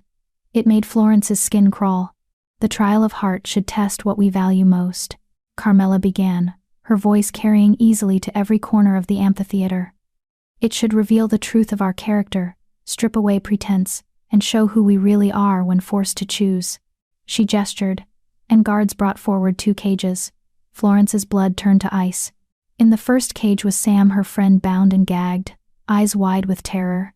In the second cage was a young wolf Florence didn't recognize, barely more than a pup, maybe 13 or 14 years old, trembling and crying silently. "What is this?" Florence's voice came out strangled. "A choice," Carmela said simply. "The trial of heart demands sacrifice, Florence. It demands that we prove what and who we value most." The elder stepped forward, her ancient face grave. "Explain the trial's parameters." Carmela's smile widened. "Simple. Florence must choose which one lives. Her friend Samantha, who has stood by her side and supported her through this entire ordeal, or this young wolf Robbie Ellison, whose only crime was being an orphan that no pack wanted. A nobody, like Florence herself once was." Gasps rippled through the crowd. Florence felt her knees weaken. "The one not chosen will be exiled from all territories," Carmela continued. "Stripped of pack protection, forbidden to seek shelter with any wolf pack in the northern territories. They will be alone, vulnerable to rogues, to the elements, to everything that hunts wolves who travel without the safety of numbers." "This is barbaric," someone shouted from the crowd. Others murmured agreement, but the elder raised her hand. "The trial of heart has always involved sacrifice," she said, though her voice was heavy. "While this interpretation is extreme, it falls within the bounds of ancient law. Florence Meza, do you accept these terms or do you forfeit the trial?" Florence couldn't speak. Her eyes moved between Sam, her friend, her ally, one of the few wolves who'd never abandoned her, and the terrified young wolf who'd done nothing wrong except exist without protection. If she forfeited, Carmela won by default. And everything Florence had proven, everything she'd fought for, would be dismissed as the desperate struggle of a wolf not strong enough to make the hard choices. But if she accepted, "How much time do I have?" Florence heard herself ask. "Until the moon rises fully above the eastern peak," the elder answered. "Approximately 1 hour." Florence looked up at Jared, silently pleading for guidance, for help, for anything. But he sat frozen in the royal box, his hands gripping the armrests so tightly she could see the white of his knuckles even from this distance. As an advocate, he could advise between trials, but during them, he was as powerless as she was. "I accept," Florence whispered. The crowd erupted. Sam thrashed in her cage, making muffled sounds behind the gag. The young wolf Robbie just cried harder, his thin shoulders shaking. "Excellent," Carmela purred. "You have 1 hour, Florence. Choose wisely. Choose who deserves to stay, and who deserves to be cast out into the darkness alone." Florence approached the cages on trembling legs. Sam's eyes were furious behind her gag. But not at Florence, at Carmela, at this whole twisted trial. The young wolf, Robbie, looked at her with desperate hope, like she might somehow save him from the nightmare his life had become. "Can I speak to them?" Florence asked. The elder nodded. "You may speak. They may not respond." Florence knelt before Sam's cage first. "I'm so sorry," she whispered. "I never wanted." Sam made emphatic sounds behind her gag, shaking her head violently. Even bound and facing exile, she was trying to tell Florence something. Her eyes kept darting toward Robbie, then back to Florence, over and over. "Choose him," Sam seemed to be saying. "Save the kid." Florence moved to Robbie's cage next. Up close, she could see how thin he was, how his clothes were patched and worn. An orphan no pack wanted. She knew that story had almost lived it herself before her grandmother took her in. "How old are you?" she asked gently. 13, Robbie managed between sobs. "Please, I don't want to be alone. I've always been alone. Please." 13. Just a child. Cast out into the world alone. He wouldn't survive a month. Florence stood, her mind racing. This was Carmela's masterstroke, a choice designed to be impossible. Choose her friend, and Florence would be condemning an innocent child to almost certain death. Choose the child, and she'd be betraying the one wolf who'd stood by her side through everything. There was no right answer. just varying degrees of wrong. Florence turned to face Carmela, who watched with barely concealed glee. "This trial isn't about heart," Florence said, her voice carrying across the amphitheater. "It's about cruelty. You've created a scenario where I lose no matter what I choose. That's life," Carmela countered sweetly. "Sometimes there are no good choices, only hard ones. And a wolf worthy of the Alpha King's attention should be able to make those choices without hesitation." "Is that what you'd do?" Florence challenged. "Hesitate not at all before condemning someone to exile? If necessary?" "Yes." Carmela's expression turned cold. "That's what leadership requires, the ability to make impossible decisions for the greater good." "The greater good," Florence repeated. She looked around the amphitheater, at the thousands of watching wolves. Some looked uncomfortable with this trial, but most just seemed curious about what she would do. Entertainment. Her impossible choice was entertainment to them. Just like her loneliness had been pitied, her struggles observed from a safe distance by wolves who'd never had to face what she faced. Florence's hands clenched into fists. An idea was forming, dangerous, possibly stupid, but the only path she could see through this nightmare. "I need time to think," she announced. "Of course," the elder said. "You have 45 minutes remaining." Florence walked away from the cages, away from Carmela's triumphant expression, away from the elder's grave face. She moved to the edge of the platform and stood there, staring out at the darkening valley where the tent city glowed with evening fires. Her mind worked frantically. The trial's rules: she must choose one wolf to stay, condemning the other to exile.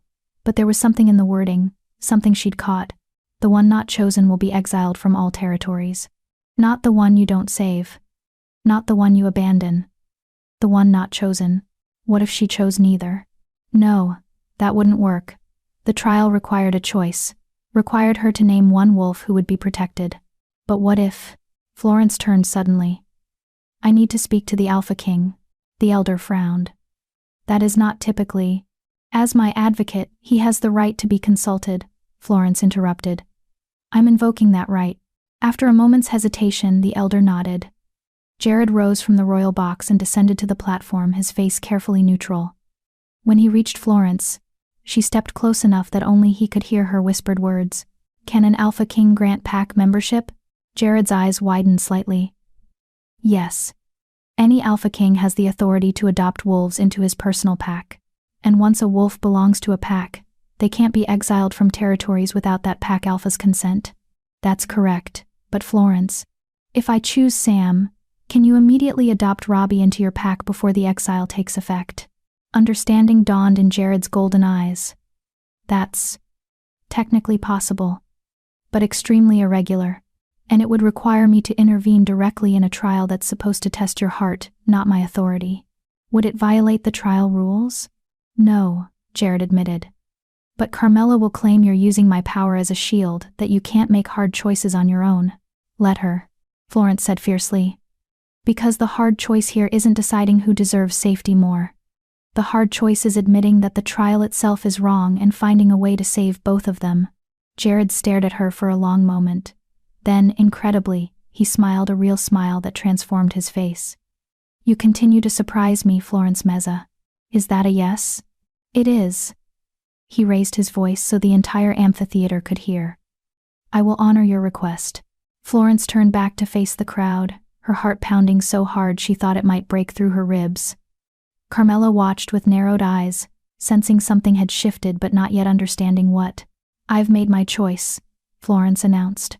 The crowd fell silent. Sam stopped thrashing. Even Robbie's sobs quieted. "I choose Samantha Jarvis to remain under pack protection," Florence said clearly. Carmela's smile was victorious.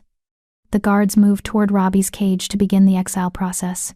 "However," Florence continued, her voice ringing out, "before that exile can take effect, I invoke my right to request that Alpha King Jared Moran adopt Robbie Ellison into his personal pack." The amphitheater erupted into chaos. Carmela's face went white with rage. The guards froze, uncertain. Jared stepped forward, his voice cutting through the noise. "I, Jared Moran, Alpha King of the Northern Territories, do formally adopt Robbie Ellison into my personal pack, effective immediately. He is under my protection, and cannot be exiled without my express consent, which I do not give." The elder stepped forward, her ancient face showing something that might have been approval.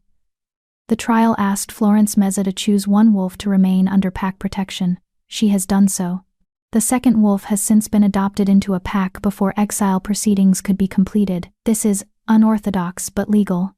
"This is cheating," Carmela shrieked. She used his power to avoid making the choice. "I made the choice," Florence said calmly. "I chose Sam. But I also chose to find a way to save both of them. Because that's what heart actually means, not accepting impossible choices as inevitable, but fighting to protect everyone when you can." The crowd's murmur shifted. Some wolves were nodding, impressed. Others looked thoughtful. The elder raised her hands. "The trial has been completed according to its parameters. Florence Meza chose one wolf, as required. The fate of the second wolf was subsequently altered by pack adoption, a separate matter outside the trial's jurisdiction." She turned to the crowd. "The trial of heart goes to Florence Meza. She has won all 3 trials and proven her worth." The amphitheater exploded, with noise, cheers, arguments, shocked exclamations. Carmela stood frozen, her beautiful face twisted with disbelief and fury. Jared moved to the cages, personally releasing both Sam and Robbie. Sam ripped off her gag and immediately threw her arms around Florence. "You brilliant, crazy wolf," Sam gasped.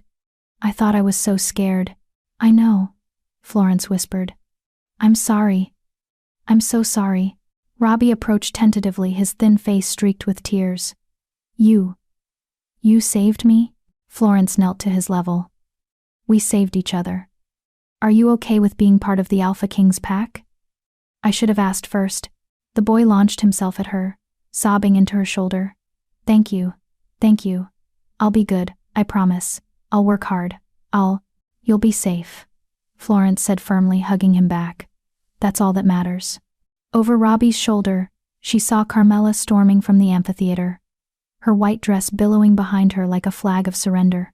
A few wolves followed her sycophants and those who'd been counting on her victory, but most remained, their eyes on Florence with expressions ranging from newfound respect to outright admiration. Jared approached as Robbie finally released Florence. The young wolf looked up at the Alpha King with wide, terrified eyes. "Don't be afraid," Jared said gently, crouching down. "Florence asked me to protect you, and I don't take that responsibility lightly. You're pack now, Robbie. That means you're safe." The boy nodded, still crying, but with relief now instead of terror.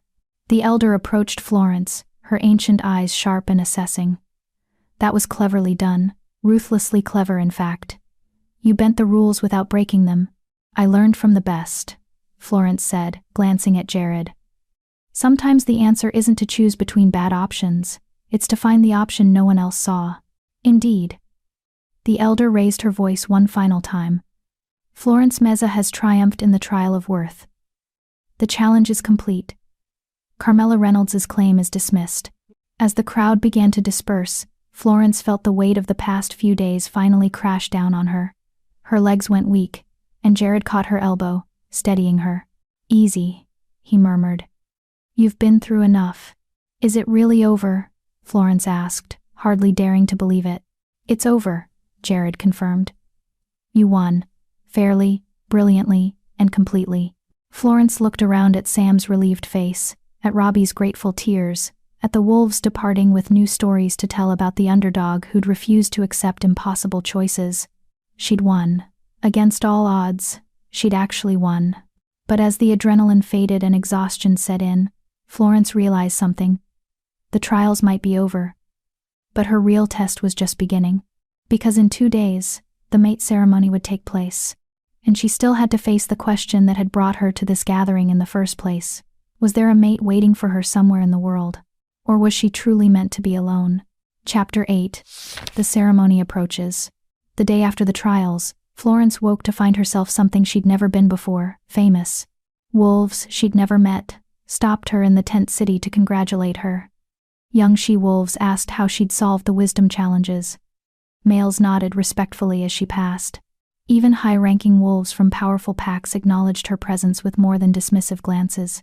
It was overwhelming and surreal and utterly exhausting. "You're a legend now," Olive said. practically vibrating with excitement as they walked through the market stalls that had sprung up around the gathering. "Did you hear what they're calling you? The wolf who wouldn't choose. It's already spreading to other territories." Florence winced. "I don't want to be a legend. I just want to." "To what?" Olive interrupted gently. "To go back to being invisible?" "Flor, that's never going to happen again. You've changed everything." Had she? Florence wasn't sure. The trials felt like a fever dream now, something that had happened to someone else. Not the plain brown wolf who'd spent 26 years being overlooked. They passed a stall selling woven charms, and the vendor, a elderly she-wolf with knowing eyes, called out to Florence. "You, girl. Come here." Florence approached hesitantly. The vendor studied her face for a long moment, then reached beneath her table and pulled out a delicate bracelet made of silver thread and small crystals. "For the ceremony tomorrow night," the vendor said, pressing it into Florence's hands. "No charge. Consider it payment for the entertainment you've provided." "I can't accept." "You can and you will," the vendor insisted. "That bracelet has been in my family for 6 generations. It's supposed to help reveal truth, show you what's real and what's illusion when the moon is full."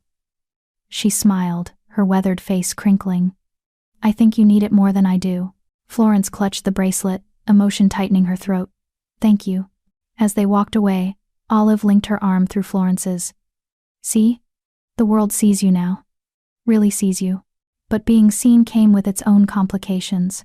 Later that afternoon, as Florence returned to her tent, she found an unexpected visitor waiting. Jesse Connor, Carmela's mate. He looked terrible, gaunt, hollow-eyed, like a wolf who hadn't slept in days. When he saw Florence, something crumpled in his expression. "I need to talk to you," he said quietly. Florence glanced around, but they were relatively alone. "About what?" "About Carmela. About what she's planning." Jesse's hands clenched into fists. "I know I shouldn't be telling you this. She's my mate. And loyalty should, but I can't. I can't watch her destroy herself like this." Florence's stomach tightened. "What do you mean?" Jesse moved closer, his voice dropping to barely above a whisper. "She's not done, Florence. The trials might be over. But Carmela. She's obsessed. She's convinced that if you don't find your mate at the ceremony tomorrow, and you accept the Alpha King's offer, she'll find a way to challenge it, to claim you manipulated him, use some kind of magic or trickery." "That's insane," Florence breathed. "I know. But she won't let it go." Jesse's eyes were desperate. "Our mate bond. It was never strong to begin with. She always wanted more. Someone more important. More powerful. And now that she's lost publicly, humiliated in front of everyone. She's dangerous, Florence. Please, just be careful." Before Florence could respond, Jesse turned and walked away quickly, his shoulders hunched like a wolf carrying an impossible burden. Florence stood frozen, her mind reeling. Tomorrow night was the mate ceremony, the moment she'd been both dreading and desperately hoping for. And now she had to worry about Carmela's machinations on top of everything else. "There you are." Florence spun to find Jared approaching, Robbie trailing behind him like a shadow. The young wolf had barely left the Alpha King's side since being adopted, still half convinced that safety might vanish if he let Jared out of his sight. "We've been looking for you," Jared said. His eyes swept her face, reading tension there. "What's wrong?" Florence glanced at Robbie, unwilling to discuss Carmela's potential schemes in front of the traumatized young wolf. "Nothing. Just pre-ceremony nerves, I guess." Jared studied her for a moment, clearly unconvinced, but let it drop. "Robbie wanted to give you something. To say thank you properly." The boy stepped forward shyly, holding out a small carved figure. It was crude but clearly made with care, a wolf, mid-leap, captured in wood. "I made it," Robbie said quietly. "Before everything, before the trial. I like carving, and I wanted you to have something, because you saved me when no one else would." Florence's eyes burned with unshed tears as she accepted the carving. "It's beautiful, Robbie, thank you." The boy's face lit up with a smile that transformed his features from haunted to almost peaceful. "Alpha King Jared says I can stay in the palace after the gathering, that I'll have my own room and tutors and everything." His voice dropped to an odd whisper. "I've never had my own room before. You deserve it, Florence said firmly. She looked up at Jared. Thank you for honoring your promise. I don't make promises I don't intend to keep, Jared replied. His golden eyes held hers. About any matter. The weight of those words settled between them, a reminder of his original offer. Still standing, still waiting for her decision. Robbie, Jared said, not breaking eye contact with Florence. Go find Beta Evan. Tell him I need him to show you the training yards. The boy nodded eagerly and scampered off, leaving Florence and Jared alone in the space between tents. Tomorrow night, Jared said quietly, you'll stand in that ceremony with hundreds of other unmated wolves. And maybe probably you'll feel that bond click into place with someone. Some wolf who's been waiting for you as long as you've been waiting for them. And if I don't? Florence asked, her voice barely above a whisper. Then you'll have a choice to make. Jared stepped closer, and Florence's breath caught at his proximity. I meant what I said, Florence. My offer stands. Not because I pity you. Not because you won the trials, though that was impressive as hell. But because in a world of wolves who lie and manipulate and scheme, you've been nothing but honest. Honesty isn't much of a foundation for a partnership, Florence pointed out. It's more than most people have, Jared countered. And I'm not talking about love, Florence. I'm not promising you some fairy tale romance. I'm offering you a partnership, someone to stand beside, someone who understands what it's like to be alone even when surrounded by crowds. Maybe that's not what you dreamed of. But it's more than I ever thought I'd have, Florence interrupted softly. But Jared, what if I find my mate tomorrow? What if the moon goddess really did pair me with someone, and I just haven't met them yet? Something flickered in Jared's eyes. Disappointment, perhaps, or relief. Then you take your mate and be happy. That's how this is supposed to work. And you? I'll find another solution to my loneliness problem, he said, with a wry smile that didn't quite reach his eyes. I'm the Alpha King. I'm resourceful. Florence wanted to say something more, but the words tangled in her throat. What could she say? That the thought of finding her mate filled her with as much anxiety as hope? That she'd been alone so long she wasn't sure she knew how to be partnered with anyone? That Jared's offer felt safer somehow than the vulnerability of a true mate bond? I should go, Florence finally said. The ceremony is tomorrow at moonrise, and I need to prepare. Somehow. Jared nodded, stepping back to give her space. Florence? Whatever happens tomorrow night, you've already proven you're extraordinary. Don't let anyone, including yourself, convince you otherwise. The mate ceremony would take place in the valley's center, in a natural clearing ringed by ancient standing stones. Florence arrived as the sun set, joining the crowd of unmated wolves gathering at the clearing's edge. There were so many of them, hundreds, maybe more than 1,000. Wolves of all ages, all ranks, all backgrounds, each one hoping that tonight would be the night they found their other half. Sam stood nearby, her face a mixture of hope and terror. Since her previous mate bond had broken, she was technically eligible again, though everyone knew second bonds were even rarer than first ones. Are you nervous? Sam asked. Terrified, Florence admitted. Around them, wolves were doing last-minute preparations. Some wore ceremonial clothing passed down through families. Others, like Florence in her borrowed green dress and the vendor's bracelet around her wrist, made do with whatever they could find. Carmela was there too, Florence noticed, positioned on the opposite side of the clearing. She wore gold tonight, a dress that caught the fading light and made her look like she'd been dipped in sunlight. Her eyes swept the crowd until they landed on Florence. And the hatred there was palpable. Jesse wasn't with her. Florence wondered if he'd been forbidden from attending, or if he simply couldn't bear to watch his mate hope for someone else. The elder who'd overseen the trials stepped into the center of the clearing, her voice magically amplified to carry across the valley. Unmated wolves of all territories, we gather under the moon goddess's watchful eye to honor the ancient tradition of the mate ceremony. Tonight, as the full moon rises, those who are destined to be paired will feel the bond click into place, an unmistakable pull toward your other half. Florence's heart hammered in her chest. This was it. The moment she'd been waiting for, hoping for, fearing for 26 years. When the moon's light touches the center stone, the elder continued, the ceremony will begin. You will walk the circle, and if your mate is present, you will know. The bond cannot be mistaken for anything else. It is recognition on a soul deep level, the feeling of finding a piece of yourself you didn't know was missing. The sun slipped below the horizon. Stars emerged in the darkening sky, and on the eastern horizon, the full moon began its ascent, huge and silver and impossibly bright. Florence's hands trembled. Around her, hundreds of wolves stood in tense anticipation, all waiting for the same thing. The moon climbed higher. Its light spilled across the valley like liquid silver, touching the mountains, the tents, the palace in the distance. And then it touched the center stone. The ceremony had begun. "Walk," the elder commanded. "Circle the stones. Open your hearts to the bond. If your mate is here, you will find them." The crowd began to move, forming a slow-moving river of hopeful wolves circling the ancient stones. Florence let herself be carried along, her eyes scanning faces, her wolf reaching out with every sense, searching for that spark of recognition. Nothing. She passed males and females, young wolves and old, wolves of every rank and territory. Some wolves had already paired off, moving to the center of the circle with expressions of wonder and joy as their bonds clicked into place. The air filled with excited cries, with tears of relief and happiness. But Florence felt nothing. She kept walking, circling again and again as the crowd thinned.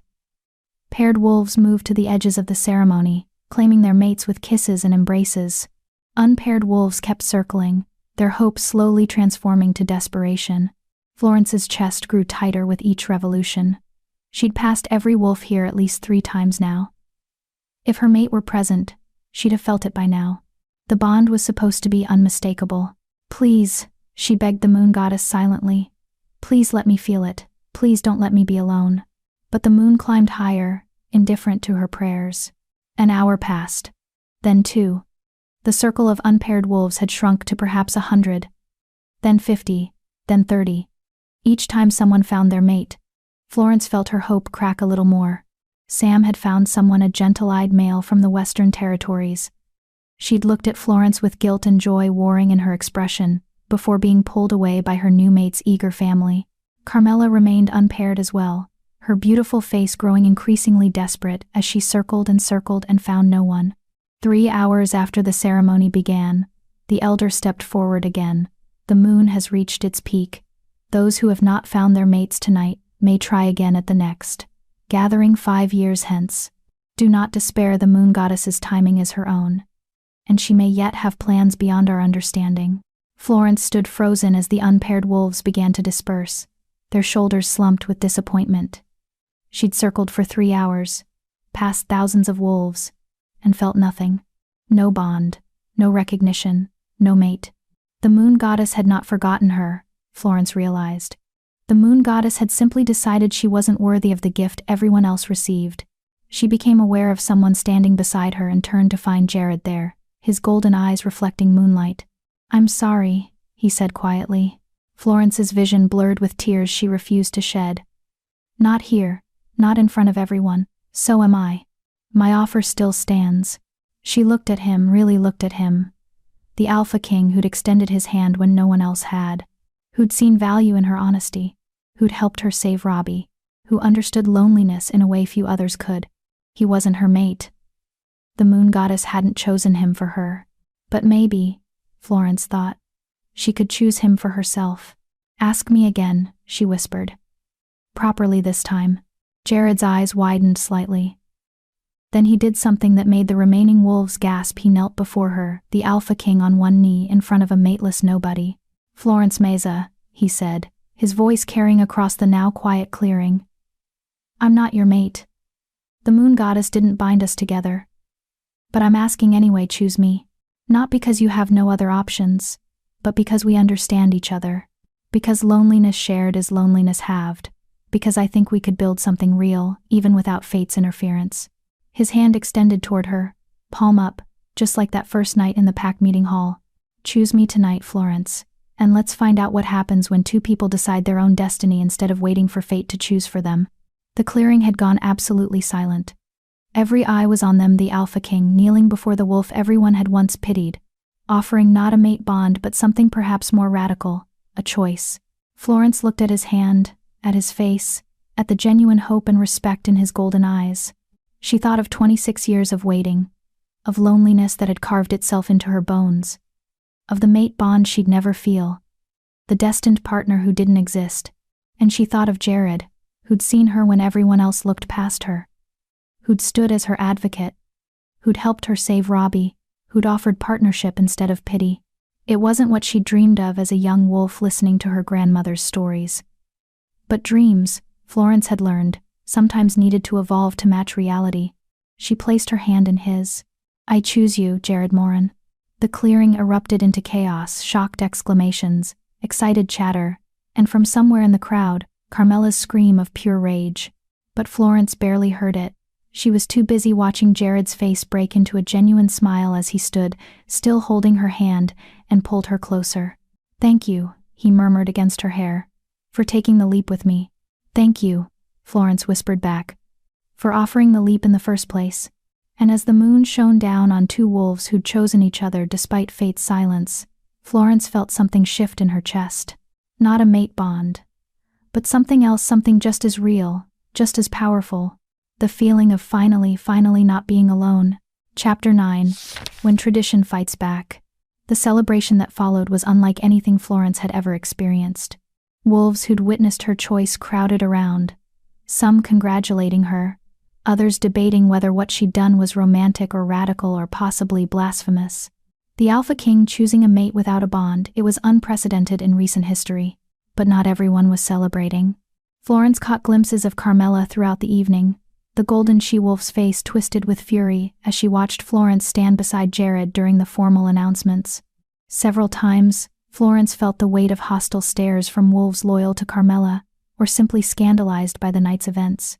"Ignore them," Jared murmured in her ear, as they stood on the palace steps, acknowledging the crowd. "They'll adjust. Change always makes people uncomfortable at first." But discomfort, Florence would soon learn, could curdle into something far more dangerous. It was nearly midnight when Florence finally escaped to her tent, exhausted from hours of scrutiny and forced smiles. She'd barely removed her borrowed dress when the tent flap rustled and Olive slipped inside, Daniel close behind. "Are you insane?" Olive hissed, though her eyes sparkled with something between admiration and terror. "Florence, do you understand what you just did?" "I accepted a partnership offer," Florence said evenly, pulling on her sleeping clothes. "The same offer he made publicly at the pack meeting." "You chose the Alpha King without a mate bond," Daniel corrected, his voice gentle but concerned. "That's going to have consequences, Flor. Political ones. Social ones." Florence sank onto her bedroll, suddenly too tired to stand. "I know. But what was I supposed to do? Wait another 5 years for a mate who doesn't exist? Spend my whole life hoping for something the moon goddess clearly never intended for me?" Olive knelt beside her, taking her hands. "I'm not criticizing your choice. I'm worried. There are going to be wolves who see this as wrong, as going against natural law. And Carmela." She cut herself off, exchanging a glance with Daniel. "What about Carmela?" Florence demanded. "She's spreading rumors," Daniel said reluctantly, "claiming you used dark magic to influence the Alpha King. That you somehow blocked your true mate bond, to trap him into the partnership." Florence's stomach dropped. "That's ridiculous. You can't block a mate bond. It either exists, or it doesn't." "We know that," Olive said, "but not everyone does. And the wolves who wanted Carmela to win, or who bet money on her, or who just enjoy drama, they're willing to believe anything that makes you the villain." A cold dread settled over Florence. She'd been so focused on surviving the trials, on making it through the ceremony, that she hadn't considered what would come after. The scrutiny. The accusations. The wolves who would resent her for achieving what they couldn't. "There's more," Daniel said quietly. "Jesse came to me earlier. He said Carmela is planning something for tomorrow. He doesn't know what, but he's terrified. Said she's been meeting with some of the more traditional pack elders, the ones who believe mate bonds are sacred and shouldn't be bypassed." Florence closed her eyes. "Of course she is. You need to tell Jared," Olive insisted. "He needs to know what she's planning." "I can't run to him for protection every time someone threatens me," Florence protested. "That's exactly what they'll use to prove I'm not strong enough for this partnership. Flor." "No." Florence stood, her exhaustion transforming into stubborn determination. I won those trials without hiding behind Jared's authority. Well, mostly without it. I can handle whatever Carmela throws at me now. Olive and Daniel exchanged worried glances, but didn't argue further. They said their goodbyes, and Florence was finally alone with her thoughts. She lay in the darkness, the vendor's bracelet still on her wrist, the one supposed to reveal truth from illusion under the full moon. Had it worked? Was Jared's offer truth or illusion? Was her choice brave or desperately foolish? Sleep didn't come for a long time. The next morning brought an unwelcome summons. Not from Jared, but from the Council of Elders, the ancient wolves who advised on matters of tradition and law. Florence stood before them in a circular stone chamber deep within the palace, acutely aware of how small and insignificant she felt under their collective gaze. 7 elders sat in high-backed chairs, their faces carved from years and wisdom and, in some cases, unmistakable disapproval. Florence Meza, the head elder, the same one who'd overseen her trials, spoke. "We've called you here to discuss your arrangement with Alpha King Jared Morin." "It's not an arrangement," Florence said carefully. "It's a partnership. A partnership without a mate bond," another elder said, her voice sharp with censure. "Do you understand how unprecedented this is, how it violates centuries of tradition?" "With respect, elder, it doesn't violate anything," Florence countered. "There's no law requiring mate bonds for partnerships. It's simply been the custom. Custom exists for a reason," a male elder interjected. "The mate bond ensures compatibility, loyalty, and the strength to lead together. Without it, how can we trust that your partnership will endure? How can we trust that you won't simply abandon the Alpha King when someone more advantageous comes along?" Florence felt anger kindle in her chest. "You mean the way wolves with mate bonds never abandon each other? Because I watched my best friend's mate bond break last month. Bonds aren't guarantees, elder. They're just starting points." "She speaks heresy," another elder hissed, questioning the moon goddess's gifts. "I'm not questioning anything," Florence interrupted, knowing she was being dangerously bold but unable to stop herself. "I'm simply stating facts. Mate bonds can break. Mates can be cruel. And wolves without bonds can still build something real and lasting if they choose to." "This is exactly the problem," the head elder said, though her tone was less harsh than the others. "You speak of choice as if it supersedes destiny, as if mortal wolves have the right to determine their own paths without the moon goddess's guidance. Don't we?" Florence asked quietly. "If the moon goddess gave us free will, doesn't that include the freedom to choose our own partners?" The chamber fell silent. The elders exchanged glances, some troubled, others outraged. Finally, the head elder spoke. "We cannot forbid this partnership. The Alpha King's authority supersedes even ours in such matters. But we can and do express our grave concerns. And we warn you, Florence Meza. If this partnership fails, if you prove unworthy of the position you've claimed, the consequences will fall on you alone. The Alpha King's reputation can survive scandal. Yours cannot." It was both a warning and a threat. Florence understood the message clearly. Succeed or be destroyed. "I understand," she said, keeping her voice steady despite the fear coursing through her. "You may go," the head elder said. "But Florence? The wolves are watching. All of them. Don't give them reason to doubt you." Florence emerged from the council chamber shaking. She'd barely made it 3 steps down the corridor when a hand caught her elbow, spinning her around. "Carmela, enjoy your victory?" The golden she-wolf snarled, her beautiful face twisted with hatred. "Enjoy stealing what should have been mine." "I didn't steal anything," Florence said, trying to pull her arm free. "Jared made his choice. He made the wrong choice." Carmela's grip tightened painfully. "You're nobody, Florence. You come from nothing, you offer nothing, you are nothing. The only reason he noticed you at all is because I forced him to by issuing that challenge." Florence went still. "What?" Carmela's laugh was bitter. "You really thought he saw you on his own? That he randomly decided to single out a pathetic, mateless nobody? I suggested the trial of worth to Alpha Scott specifically because I knew the Alpha King would have to pay attention. I thought he'd see how superior I was, how perfect we'd be together. Instead, he fixated on you because you were broken and he pitied you." The words landed like physical blows. Florence felt her world tilt slightly. Had Jared only noticed her because Carmela drew attention to her? Was his entire interest born from manufactured circumstance? The bracelet reveals truth from illusion, the vendor had said. You're lying, Florence said, but her voice wavered. Am I? Carmela leaned closer, her breath hot against Florence's ear. Ask him. Ask Jared if he would have noticed you at all if I hadn't issued that challenge. Ask him if he really chose you, or just chose the opposite of what I represented. She released Florence's arm and stepped back, smoothing her golden hair with practiced grace. You've won nothing, Florence. You're living in a fantasy that's going to shatter the moment he realizes you're not interesting enough to sustain his attention. And when it does? I'll be waiting. Carmela swept away, leaving Florence standing in the empty corridor with doubt eating away at her chest like acid. She found Jared in the palace gardens, reviewing documents with Beta Evan. He looked up when she approached, his expression brightening in a way that made her heart ache.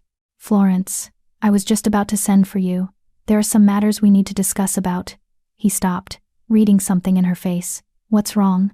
Evan tactfully excused himself, leaving them alone among the flowering vines. Did you notice me because of Carmela's challenge? Florence asked without preamble. Jared blinked, clearly surprised by the question. What? At the pack meeting. When you singled me out. When you made your offer. Was it because Carmela had drawn attention to me? Because she'd set up the trial of worth? Jared was quiet for a moment, and in that silence, Florence felt her worst fears confirmed. Yes and no, he finally said, and Florence's stomach dropped. I went to your pack meeting specifically because I'd heard about the trial of worth being invoked. It was unusual enough to warrant investigation, so yes, Carmela's actions brought me there. But, Florence started. But, Jared continued firmly. I noticed you because of who you were, not because of anything Carmela did. I watched you standing at the back of that hall, trying to be invisible, and I recognized something in you that I see in myself. The elders just warned you, didn't they? Told you that you need to prove yourself worthy? Florence nodded mutely. That's what I live with every day, Jared said, moving closer. The constant scrutiny, the assumption that I need to prove my worth over and over again. And when I saw you, this wolf who everyone overlooked, who expected to be dismissed speaking honestly about her fears instead of feeding me comfortable lies, that's what caught my attention. Not Carmela's machinations. You. How do I know you're not just saying what I want to hear? Florence whispered. Jared's jaw clenched. Because unlike most wolves, I don't waste time on pretty lies. If I didn't want you here, I would simply say so. I'm the Alpha King, I don't need to spare anyone's feelings. It was brutally honest, which was somehow exactly what Florence needed to hear. Carmela said you'll get bored with me, Florence admitted. That I'm not interesting enough to hold your attention. Carmela, Jared said flatly, is projecting. She's the one who gets bored with wolves once they stop serving her purposes. Did you know she had 3 previous suitors before Jesse, each one discarded when someone more prestigious came along? Florence shook her head. Her mate bond with Jesse was weak because she never wanted him, she wanted what he represented. Access to certain families, certain connections. Jared took Florence's hands, his golden eyes intense. I'm not bored easily, Florence. I've been surrounded by beautiful, accomplished, politically connected she-wolves my entire life, and not one of them interested me for more than a conversation. You've kept me engaged for days, not because you're damaged or pitiable, but because you're real. Florence wanted to believe him. Wanted to silence Carmela's poisonous words and the elders' warnings and her own persistent doubts. The elders think we'll fail, she said quietly. The elders thought the trials were an inappropriate use of tradition too. And you won all 3, Jared pointed out. Florence, if you're having doubts about this partnership, tell me now. I won't trap you in something you don't want. It's not that I don't want it, Florence said carefully.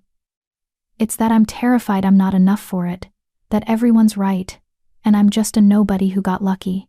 Jared pulled her closer, and Florence let herself lean into his solid warmth. Then we'll prove them wrong together. Both of us, the Alpha King everyone expects perfection from, and the wolf everyone underestimated. We'll show them that choice can be just as powerful as fate.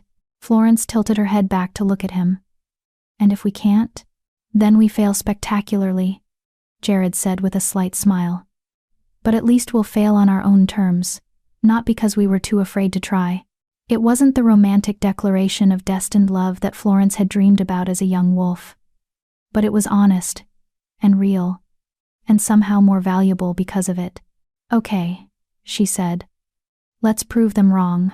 "Together," Jared confirmed. And as they stood in the garden, two wolves who'd chosen each other despite the world's expectations, Florence felt that unfamiliar warmth in her chest grow stronger. Not a mate bond, but something they were building themselves, piece by piece, choice by choice. Something that might, eventually, be even more powerful than fate. Chapter 10. Building What Fate Refused to Give. The final 3 days of the gathering passed in a whirlwind of formal ceremonies, political negotiations, and endless scrutiny. Florence found herself thrust into a world she'd never imagined inhabiting. Standing beside Jared during pack leader meetings, attending formal dinners where every word was weighed and analyzed, learning to navigate the treacherous waters of pack politics. It was exhausting and terrifying and, surprisingly, exhilarating. "You're a natural," Beta Evan told her on the 4th day as they reviewed treaty documents in the palace library. Jared had asked her to learn the basics of territorial agreements, and Evan had volunteered to teach her. "You see connections others miss. That's a rare gift." Florence looked up from the treaty she'd been studying. "Or maybe I'm just used to being invisible, so I notice things people overlook." Evan smiled. "Whatever the reason, it's valuable." Jared chose well. The words warmed her, but they couldn't completely dispel the constant undercurrent of doubt. Everywhere she went, wolves whispered. Some were supportive young wolves, mostly, who found the idea of choosing your own partner romantic. But others were hostile, particularly the traditional families who saw her partnership with Jared as a dangerous precedent. And then there was Carmela. The golden she-wolf had gone eerily quiet after their confrontation in the corridor. Florence caught glimpses of her during formal events, always surrounded by sympathetic allies, always watching Florence with calculating eyes. Jesse had disappeared entirely. Some said he'd left the gathering early, unable to bear watching his mate pursue another male so publicly. "She's planning something," Sam warned one evening as they walked through the tent city. Sam had been blissfully absorbed in her new mate bond, but she still made time for Florence. "I've heard rumors. Nothing concrete, but—" "Be careful, Flor." "I'm always careful," Florence replied, though unease prickled at the back of her neck. That night, as the moon rose over the valley, Florence couldn't sleep. She slipped out of her tent and wandered toward the standing stones where the mate ceremony had taken place. The area was empty now, peaceful under the stars. She sat on one of the ancient stones and pulled out her grandmother's journal, running her fingers over the worn pages. Her grandmother had found her mate at 19, a whirlwind romance that had lasted 47 years until his death. The journal was filled with their adventures, their struggles, their love. "The mate bond is a gift," her grandmother had written. "But it's not the only path to happiness. I've known wolves with weak bonds who built strong marriages, and wolves with powerful bonds who destroyed each other. The bond is a beginning, not an ending. What you build from it, that's what matters." Florence traced the words with her finger, feeling their truth settle into her bones. She'd been so focused on the absence of a mate bond that she'd never considered what her grandmother was really saying. The bond was a tool, not a destiny. What mattered was the choice to build something real. "I thought I might find you here." Florence looked up to find Jared approaching, his figure silhouetted against the moonlight. He'd shed his formal clothing for simple dark pants and a loose shirt, looking more like a regular wolf than the Alpha King. "Couldn't sleep?" he asked, settling beside her on the stone. "Too much in my head," Florence admitted. She held up the journal, reading my grandmother's words, trying to understand how she made it look so easy. Was it easy for her? Florence flipped to a specific passage. She writes here about the first year of her marriage. How she almost left 3 times because the pressure of being mated to the pack beta was too much. How wolves expected her to be perfect, and she felt like she was failing constantly. She looked at Jared. But she stayed, chose to stay, every day, until one day it wasn't a choice anymore. It was just where she belonged. Jared was quiet for a moment. "I wish I'd known my parents better. They died when I was 12, a rogue attack while defending the border. I was raised by the council, groomed to be Alpha King from that moment on. Sometimes I wonder if they chose each other, or if it was just the bond deciding for them. Does it matter? Florence asked. I used to think it didn't, but now. He looked at her, his golden eyes reflecting starlight. Now I think maybe it matters more than anything, because if they chose each other, really chose, then what they had was real, not just biology, but genuine partnership. Florence set the journal aside. Are you having doubts? About this? About us? No, Jared said firmly. But I'd be lying if I said I wasn't worried about the pressure you're under. The elders, the gossip, Carmela's schemes. You didn't sign up for all of this when you agreed to partner with me. Actually, I kind of did, Florence pointed out. You're the Alpha King. The pressure comes with the territory, literally. Despite everything, Jared laughed. It was a genuine sound, warm and unguarded, and it made Florence's chest tighten with an emotion she couldn't quite name. When did you get so pragmatic? He asked. I've had 26 years to develop realistic expectations, Florence said wryly. Though I admit, partner with the Alpha King while everyone questions your worthiness wasn't on my list of likely scenarios. Life has a way of surprising us, Jared agreed. He stood and extended his hand, that now familiar gesture that had changed everything. Dance with me. There's no music, Florence protested, even as she took his hand. Then we'll make our own. He pulled her close, one hand at her waist, the other holding hers, and they swayed gently under the stars. It wasn't the formal dancing of the feast, with its scrutinizing eyes and political implications. This was just two wolves, moving together in comfortable silence, finding their rhythm. I'm glad you chose me, Jared murmured against her hair. Even though it's made your life infinitely more complicated. I'm glad you gave me the option, Florence replied. Even though you could have chosen anyone. I don't want anyone. I want a partner who sees me as Jared, not as the Alpha King. Someone who'll tell me when I'm being an arrogant ass, and won't just agree with everything I say because of my title. Florence pulled back slightly to look at him. You're being a little bit of an arrogant ass right now, actually. Assuming you know what I want or need without asking. Jared blinked, then smiled slowly. See? That's exactly what I mean. Anyone else would have let that pass. You called me on it immediately. Is that really what you want? Someone who challenges you constantly? Yes, Jared said without hesitation. Because I'm surrounded by yes wolves all day, every day. I need at least one person in my life who'll be honest, even when it's uncomfortable, especially when it's uncomfortable. Florence studied his face, the strong jaw, the golden eyes that had first noticed her when everyone else looked past her. The slight vulnerability in his expression that he only showed in private moments like this. Okay, she said. Then I'll be honest. I'm terrified that I'm going to fail you, that I'm not strong enough or smart enough or politically savvy enough to be what you need. And I'm terrified, Jared admitted, that you'll wake up one day and realize you settled for me because you thought you had no other options. That you'll resent me for being a choice made from desperation, rather than genuine want. They stared at each other, their deepest fears laid bare under the stars. Then Florence started laughing. She couldn't help it, the absurdity of two powerful wolves, both terrified of the same thing in different ways, was too much. What's so funny? Jared asked, but he was smiling too. We're both idiots, Florence said. Here we are, trying to build something real, and we're both so busy being afraid of failing that we're forgetting to actually try. So what do?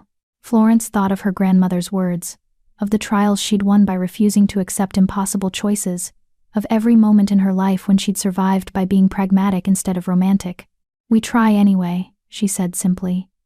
We wake up each day and choose each other, not because of a bond or because we're afraid to be alone, but because we genuinely want to build this partnership. And maybe some days will be harder than others. Maybe some days we'll question everything. But as long as we keep choosing each other, that's enough. Jared pulled her close again, and this time when they swayed under the stars, it felt less like dancing and more like a promise being made without words. The next morning brought the gathering's closing ceremony. All the packs would depart over the coming days, returning to their territories with new alliances forged, new mates claimed, and new stories to tell. Florence stood beside Jared on the palace steps as he delivered his formal farewell to the assembled packs. She wore a dress gifted to her by the palace staff, deep blue embroidered with silver thread, appropriate for her new position as the Alpha King's chosen partner. The crowd below was massive, thousands of wolves gathered to witness the official end of the gathering. Florence's eyes swept the sea of faces, landing briefly on familiar ones. Olive and Daniel, beaming with pride. Sam and her new mate, holding hands. Alpha Scott, looking equal parts stunned and impressed by his formerly overlooked pack member's transformation. And Carmela, standing near the back, her beautiful face a mask of cold hatred. Jared finished his speech a call for unity among the packs, a reminder of the threats they faced from rogue factions, a promise of prosperity if they worked together. The crowd erupted into howls of approval. As the noise died down, Carmela stepped forward. "Alpha King," she called out, her voice magically amplified to carry across the valley. "I invoke the right of challenge." The crowd gasped. Jared's hand found Florence's, squeezing once in warning or support or both. "The right of challenge," Carmela continued, "allows any wolf to question a decision made during the gathering that affects pack law or tradition. I challenge Florence Mezza's right to stand as your partner without a mate bond. I challenge the precedent this sets for future generations. And I demand a formal judgment from the Council of Elders." Murmurs rippled through the crowd, some supportive of Carmela, others hostile to her audacity. Florence felt her stomach clench. This was it, Carmela's final play.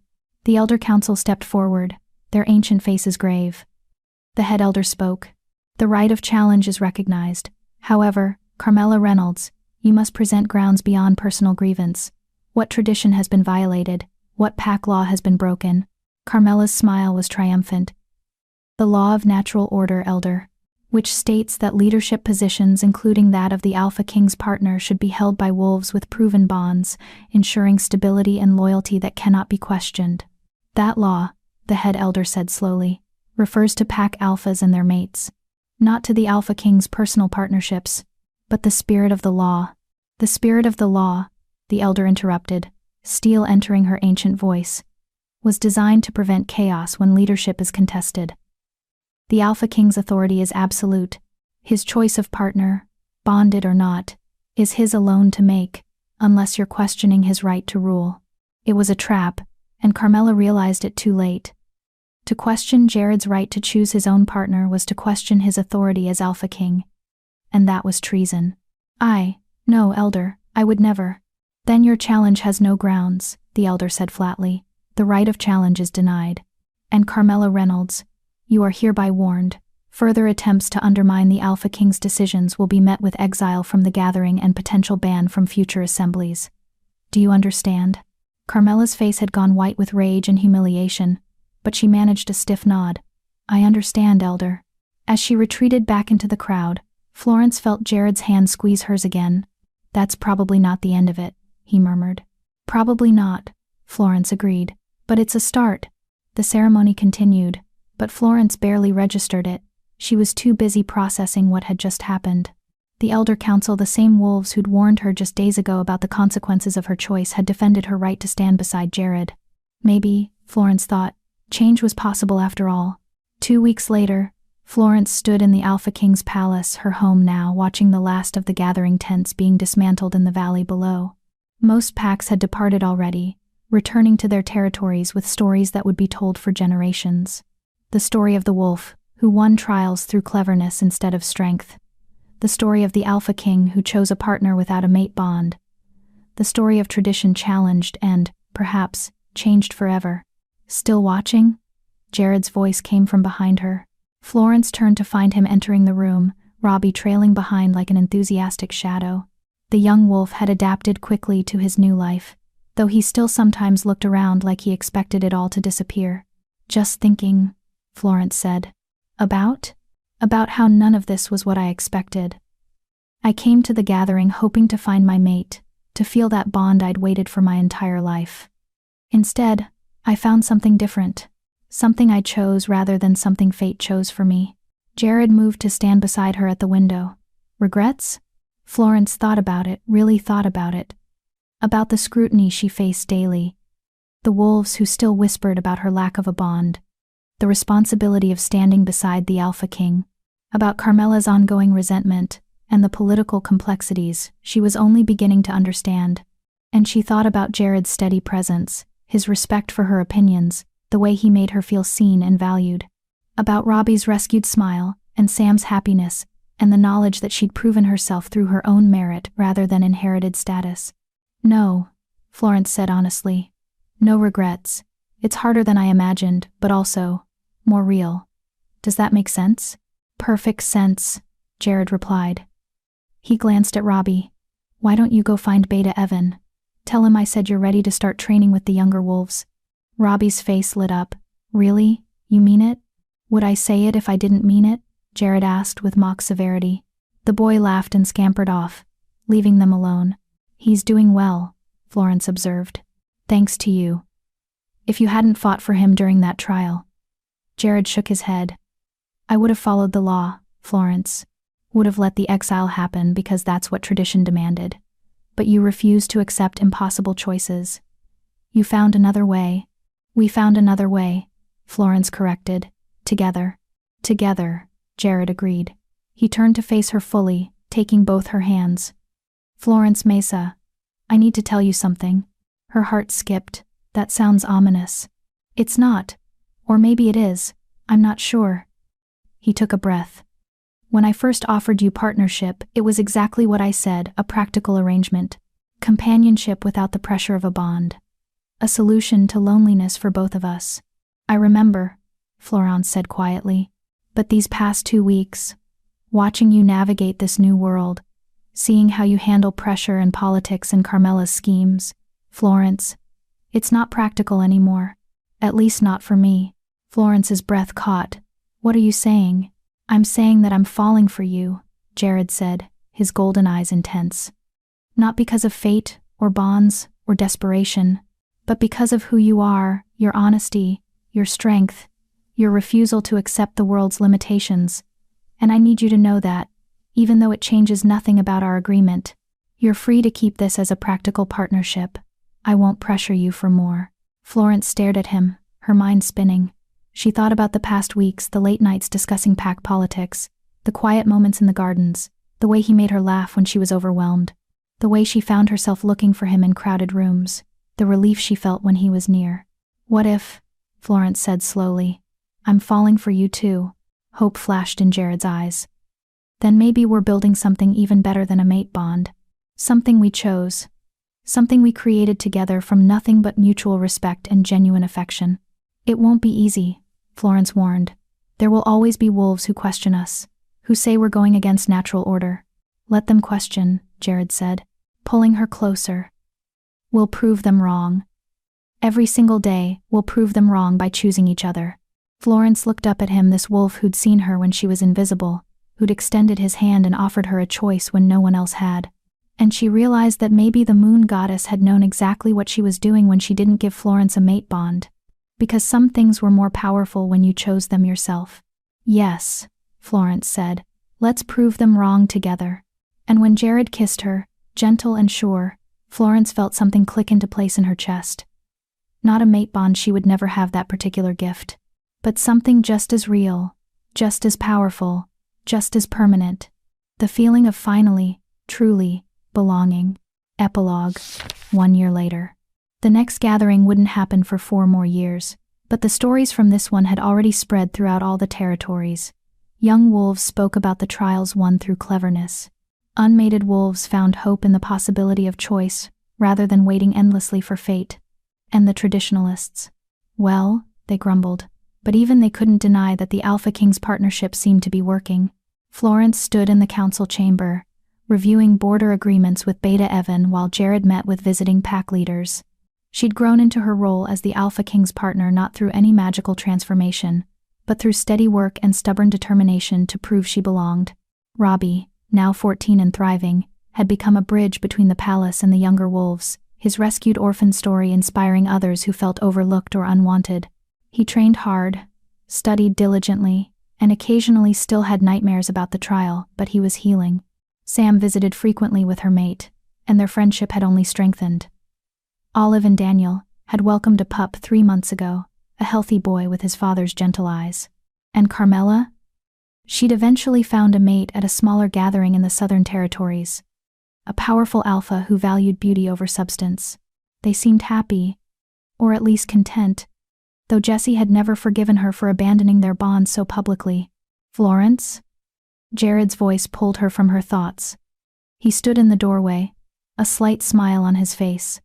The pack leaders want to meet you. They've heard stories, but they want to see for themselves the wolf who beat Carmela Reynolds in the trial of Worth. Florence set down her papers and stood, smoothing her dress. A year ago, the thought of meeting powerful pack leaders would have terrified her. Now it was just part of her daily routine. How do I look? She asked. Jared crossed the room and took her hands, his golden eyes warm. Like someone who deserves to be here. Like someone who earned her place through merit rather than fate. Like my partner, not your mate, Florence said, not sadly, just stating a fact they'd both accepted. Better than a mate, Jared replied. My choice. Every single day.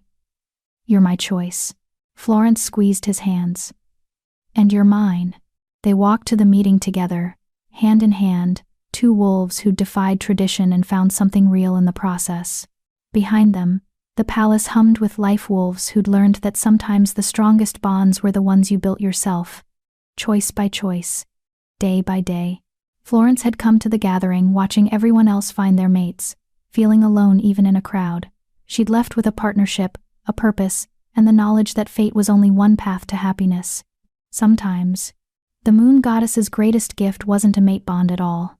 Sometimes it was the freedom to choose your own destiny, and in choosing, to find exactly what you needed. I want to hear from you. What was your favorite moment in Florence's journey? The trials, the choice, the ending. Drop a comment, and let's talk about it. And if you stayed until the very end of this story, you're my kind of person. Hit that like button, so I know you're here, and I'll keep bringing you stories worth your time.